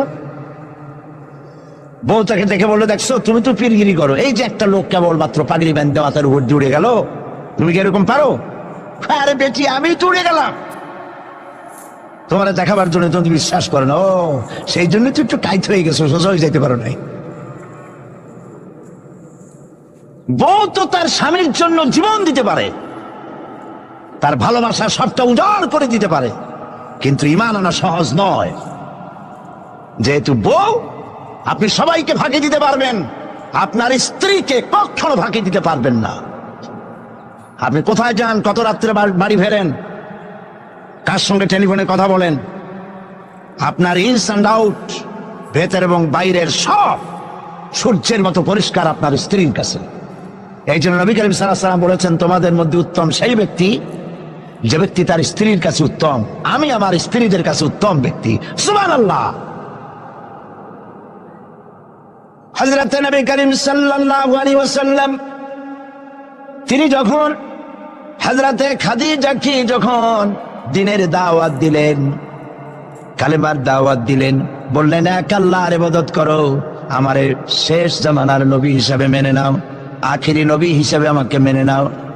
হযরতে খাদিজা এক মুহূর্ত দেরি করেন নাই, সঙ্গে সঙ্গে পড়েছেন লা ইলাহা ইল্লাল্লাহু মুহাম্মাদুর রাসূলুল্লাহ।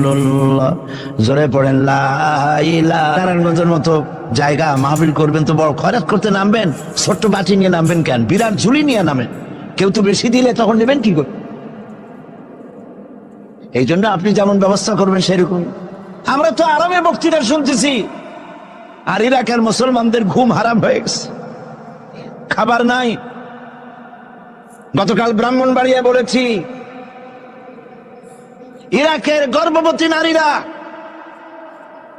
তারা ডাক্তার সরকারের কাছে দাবি জানাইছিল যুদ্ধের একদিন আগে, বলছিল আমাদেরকে অপারেশন করে বাচ্চাগুলো বের করে দাও। আমেরিকার কাফেরদের বিরুদ্ধে লড়াই করে শহীদ হয়ে মরতে চাই।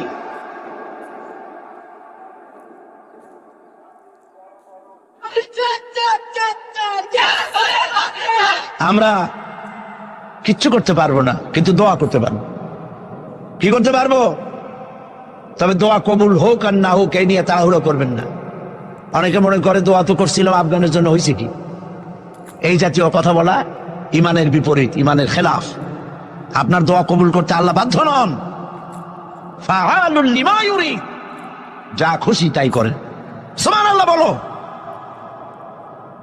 এই দোয়া যে করি, এই দোয়া কবুল আজ হবে, কাল হবে, অথবা 5 বছর 10 বছর পরে হবে, অথবা কবুল যদি না হয়, শাহনশাহ রব্বুল আলামিনের দরবারে দোয়া করা হয়েছে, এজন্য আল্লাহ পাক কিয়ামতে মর্যাদা বৃদ্ধি করে দিবেন। দোয়া করতেই হবে, দোয়া ছাড়া পথ নাই। কাজে বসবেন, হাঁটাহাঁটি করা ঠিক না। হযরতে খাদিজাতুল কুবরা রাদিয়াল্লাহু তাআলা আনহা ঈমান এনে কালেমা পড়ে বললেন কি জানেন? বললেন, আবাল কাসেম, হে কাসেমের পিতা, হে কাসেমের পিতা, আমি বিগত 15টি বছর আপনার সাথে ছিলাম স্ত্রী হিসেবে। আমি আপনার মধ্যে যে আচরণ দেখেছি, যে আখলাক দেখেছি, এটা কোনো সাধারণ মানুষের হতে পারে না। আপনি অবশ্যই আল্লাহর নবী, বিন্দুমাত্র সন্দেহ আমার নাই। সুবহানাল্লাহ। প্রিয় ভাই সব, সেই নবীদের জন্য 3টি শর্তের কথা বলেছিলাম। একটা হলো ওহী, একটা মুজিজা, একটা উন্নত মানের চরিত্র। ওহী ছাড়া নবী হওয়া যায় না। এই কোরআন সর্বশেষ ওহী মুহাম্মদ সাল্লাল্লাহু আলাইহি ওয়াসাল্লামের পরে। এরপরে আল্লাহর কোন ওহী আসবে না, একটা শব্দ আসবে না পৃথিবীর মানুষের জন্য। কমপ্লিট করে দেওয়া হয়েছে। আল ইয়াউমা আকমালতু লাকুম দীনাকুম ওয়া আতমামতু আলাইকুম নি'মাতি ওয়া রাদিতু লাকুমুল ইসলাম দীনা। এটাকে কমপ্লিট করা হয়েছে আল্লাহর পক্ষ থেকে। পৃথিবীর মানুষের জন্য আর একটি শব্দ প্রয়োজন নাই। বিজ্ঞানের আবিষ্কার যত বাড়ুক, কোরআন শরীফের কিচ্ছু তাতে আসে যায় না। যদি কোন আহাম্মক বলে যে বর্তমান হলো বিজ্ঞানের যুগ, কোরআন নাজিল হয়েছে কত বছর আগে? 1400 বছর আগে কোরআন নাজিল হয়েছে। সেই যুগের কোরআন আর এখন মডার্ন যুগ, এখন কি এগুলি চলে? আরে বাবা, তোমার বিজ্ঞান ফেলের সামনে। বিজ্ঞানের থিওরি হচ্ছে, বিজ্ঞানের একটি থিওরি এই যে বিজ্ঞানের কোন থিওরি ফাইনাল নয়। আজকে এক বিজ্ঞানী এক কথা বলে, কালকে আরেকজন আরেক কথা বলে। একদিন তো ডারউইন বলেছে এই মানুষগুলো মানুষ না, সবগুলা বান্দর। ও নিজেও বান্দর। বান্দর কেন? মানুষের নাকি দেখা যায় বান্দরের মতো। আচ্ছা বলেন, বান্দর আমার মামু হয়, শিম্পাজি আমার নানা, ওরাং ওটাং দাদা, এই বলে এর মধ্যে কোনো গৌরব আছে? এর মধ্যে কোনো গৌরব আছে? কোনো গৌরব নাই। ডারউইনের গোষ্ঠী বান্দরের গোষ্ঠী হইতে পারে, কিন্তু আমরা বান্দরের গোষ্ঠী না। আমরা আসছি আদম থেকে, আদম আসছে মাটি থেকে। সুবহানাল্লাহ। ওই সময় সে বলছিল, আমি চিন্তা করছি যে কয় বোতল খাইয়া এরকম লিখতে পারে। ওই সময় সে বলছে মানুষ বান্দর জাতি। এরপরে যারা পৃথিবীতে বিজ্ঞানী, তার সমকালীনের পরপরই যারা এসছে, তারা রিসার্চ করে বলেছে এই ডারউইনের এই কথা হলো একটা বান্দরামি। এটা ঠিক না। কারণ মানুষ যদি বান্দরের জাত হয়, তাহলে বান্দর তো পৃথিবী থেকে বিলুপ্ত হয় নাই। এখনো পৃথিবীতে বহুত বান্দর আছে। এই বান্দর গুলা, আমরা তো একটা বান্দর এরকম দেখলাম না যে কোমর পর্যন্ত মানুষের মতো হয়ে গেছে। আরো কিছু ভালো করে খাওয়াইলে তাড়াতাড়ি করে মানুষ হয়ে যাবে। অর্ধেক মানুষের মতো হয়েছে, 12 মানুষের মতো হয়েছে, অথবা মানুষ এই মাত্র হয়ে গেল বান্দর থেকে লেস খসে গেছে। এরকম হয়েছে কোথাও? কোন জিনিসের সাথে কোন জিনিসের সিমিলারিটি থাকলে এইটা ওইটার বংশের, এটা কি করে বলা যায়? তো এরকম বলেছে কেন তারা? মন যা বলেছে তাই বলেছে। ইউহওয়া ইন হুয়া ইল্লা ওয়াহয়ুন ইউহা। আল্লাহ পাক বলছেন নবী যা বলেন, কোরআনের নামে যা বলেন সব ওহী। তিনি নফস এবং প্রবৃত্তিকে অনুসরণ করে কোনো কথা বলেন না, আমি যা বলতে বলি তাই বলেন। সুবহানাল্লাহ। সুতরাং নবী করিম সাল্লাল্লাহু আলাইহি ওয়াসাল্লামের কাছে কোরআন এসেছিল এই কারণে যে কোরআন দিয়ে তিনি একটি সমাজ বিপ্লব করবেন, তাবিজ লিখবেন, এই জন্য কোরআন আসে নাই। বোঝেন কিনা কথা? এই যে দেখুন আমার হাতে কোরআন শরীফ একটা আছে, ছাপা হয়েছে সুলেমানিয়া বুক হাউস, বাংলা বাজার, ঢাকা। কে তাদেরকে অধিকার দিল কোরআন শরীফ সেবে কোরআনের মধ্যে তাবিজের নকশা আঁকা? আল্লাহর কালামের সাথে এটা বেয়াদবি, বেহরমতি। এই জাতীয় কোরআন শরীফ বাজারে পাইলে আপনারা কিনবেন না। কোরআন শরীফ নাম্বার দিয়ে তাবিজ দেখার কোন অধিকার ইসলাম কাউকে দেয় নাই। কোরআন শরীফকে জাতির কাছে হালকা করেছে তাবিজের ব্যবসা দিয়ে। এটাকে একটা তাবিজের কিতাব বলে মনে করা হয়েছে। দেখুন সূরা ফাতিহা, এই নকশা গলায় বাঁধিয়ে রাখিলে মুক্তি পাওয়া যাইবে রোগ হইতে। সূরা মারিয়াম পেটে বাঁধিয়ে রাখলে বাচ্চা হবে তাড়াতাড়ি। সূরা ইউসুফ, এই নকশা গলার সাথে ঝুলায় রাখলে বিয়ে হবে তাড়াতাড়ি, কাঙ্ক্ষিত প্রেমিকাকে পাওয়া যাবে। এই জাতীয় আল্লাহর কালামের সাথে তামসা করেছে এরা, নাউজুবিল্লাহ বলে। তাবিজগুলো কি? কতগুলো দাগ দেওয়া, আর তার মধ্যে 573, 6072, 286, 1382 হারাম। আপনি 786 10 লক্ষ বারে যদি দেখেন, একবার বিসমিল্লাহর সমান হবে না। ঈমানকে সাফ করতে হবে। কোরআন শরীফ তাবিজ দেখার জন্য আসে নাই। নবী করিম সাল্লাল্লাহু আলাইহি ওয়াসাল্লাম তাবিজ লেখেন নাই, অনুমতি দেন নাই। সাহাবায়ে কেরামের একজন সাহাবীও তাবিজ লেখেন নাই। ঝাড়ফুঁকের ব্যাপারে ইসলাম অনুমতি দিয়েছে। নবী করিম সাল্লাল্লাহু আলাইহি ওয়াসাল্লাম নিজে ঝাড়ফুঁক করেছেন, সাহাবায়ে কেরাম করেছেন। তাবিজ লিখে লিখিয়া ধান্দাবাজি কারে কয়?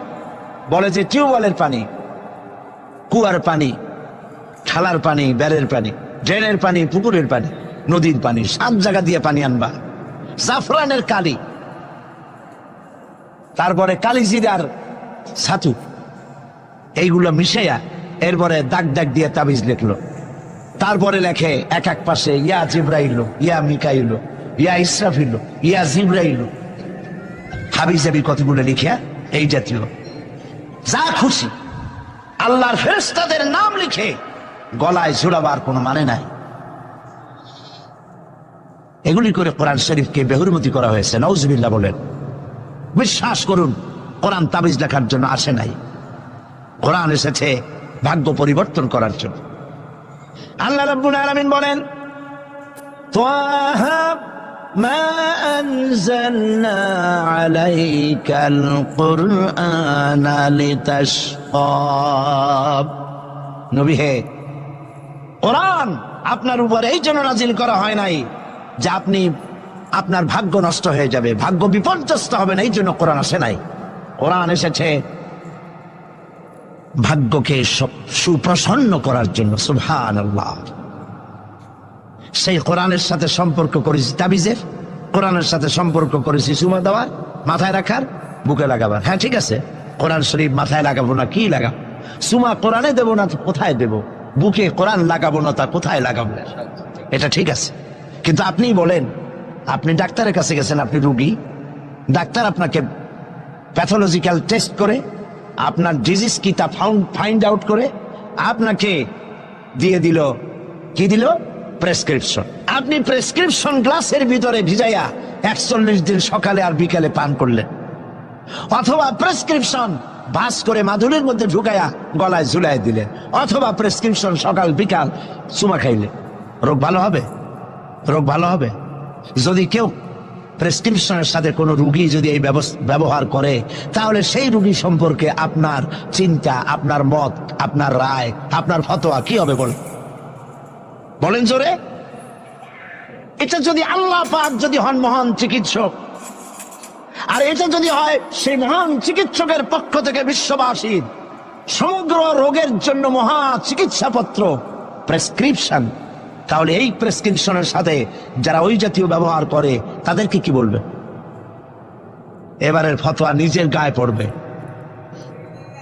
বাচ্চা বড় হইতে পারে না, মায়ের পেট থেকে বাচ্চা আসছে, সমানে এতগুলো তাবিজ ঝুলাই দিছে গলায়। বাচ্চা যদি কথা বলতে পারতো তাহলে বলতো যে আল্লাহ কি অপরাধ করছে, এর চেয়ে তো মায়ের পেটে ভালো ছিলাম, এগুলো তো জাগাইতেও পারি না। কতগুলো তাবিজ, এরপরে কালো সুতা, হলুদ সুতা, লাল সুতা করতে পাইছো? আজমির শরীফ থেকে আনছি, হারাম। পীর সাহেবদের কাছে যাওয়া হয় আর তারা ফু দিয়া সুতায় গিরে গিরে দিয়ে দেয়, হারাম। কেন সুতায় গিরে দিবেন?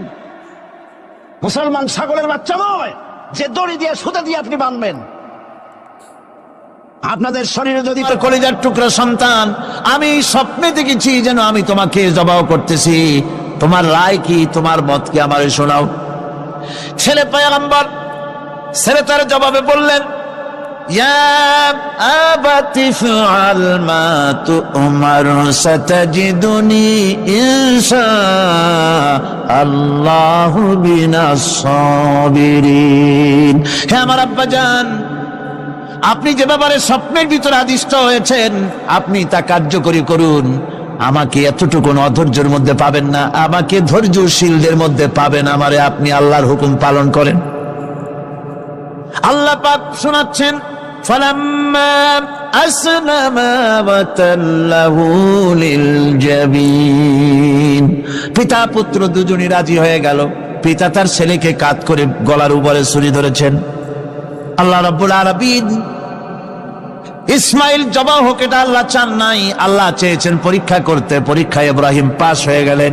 আল্লাহ পাক বলছেন, ওয়ানাদাইনাহু আইয়া ইব্রাহিম ক্বাদ সাদ্দাকতার রুইয়া ইন্না কাযালিকা নাজজিল মুহসিনিন।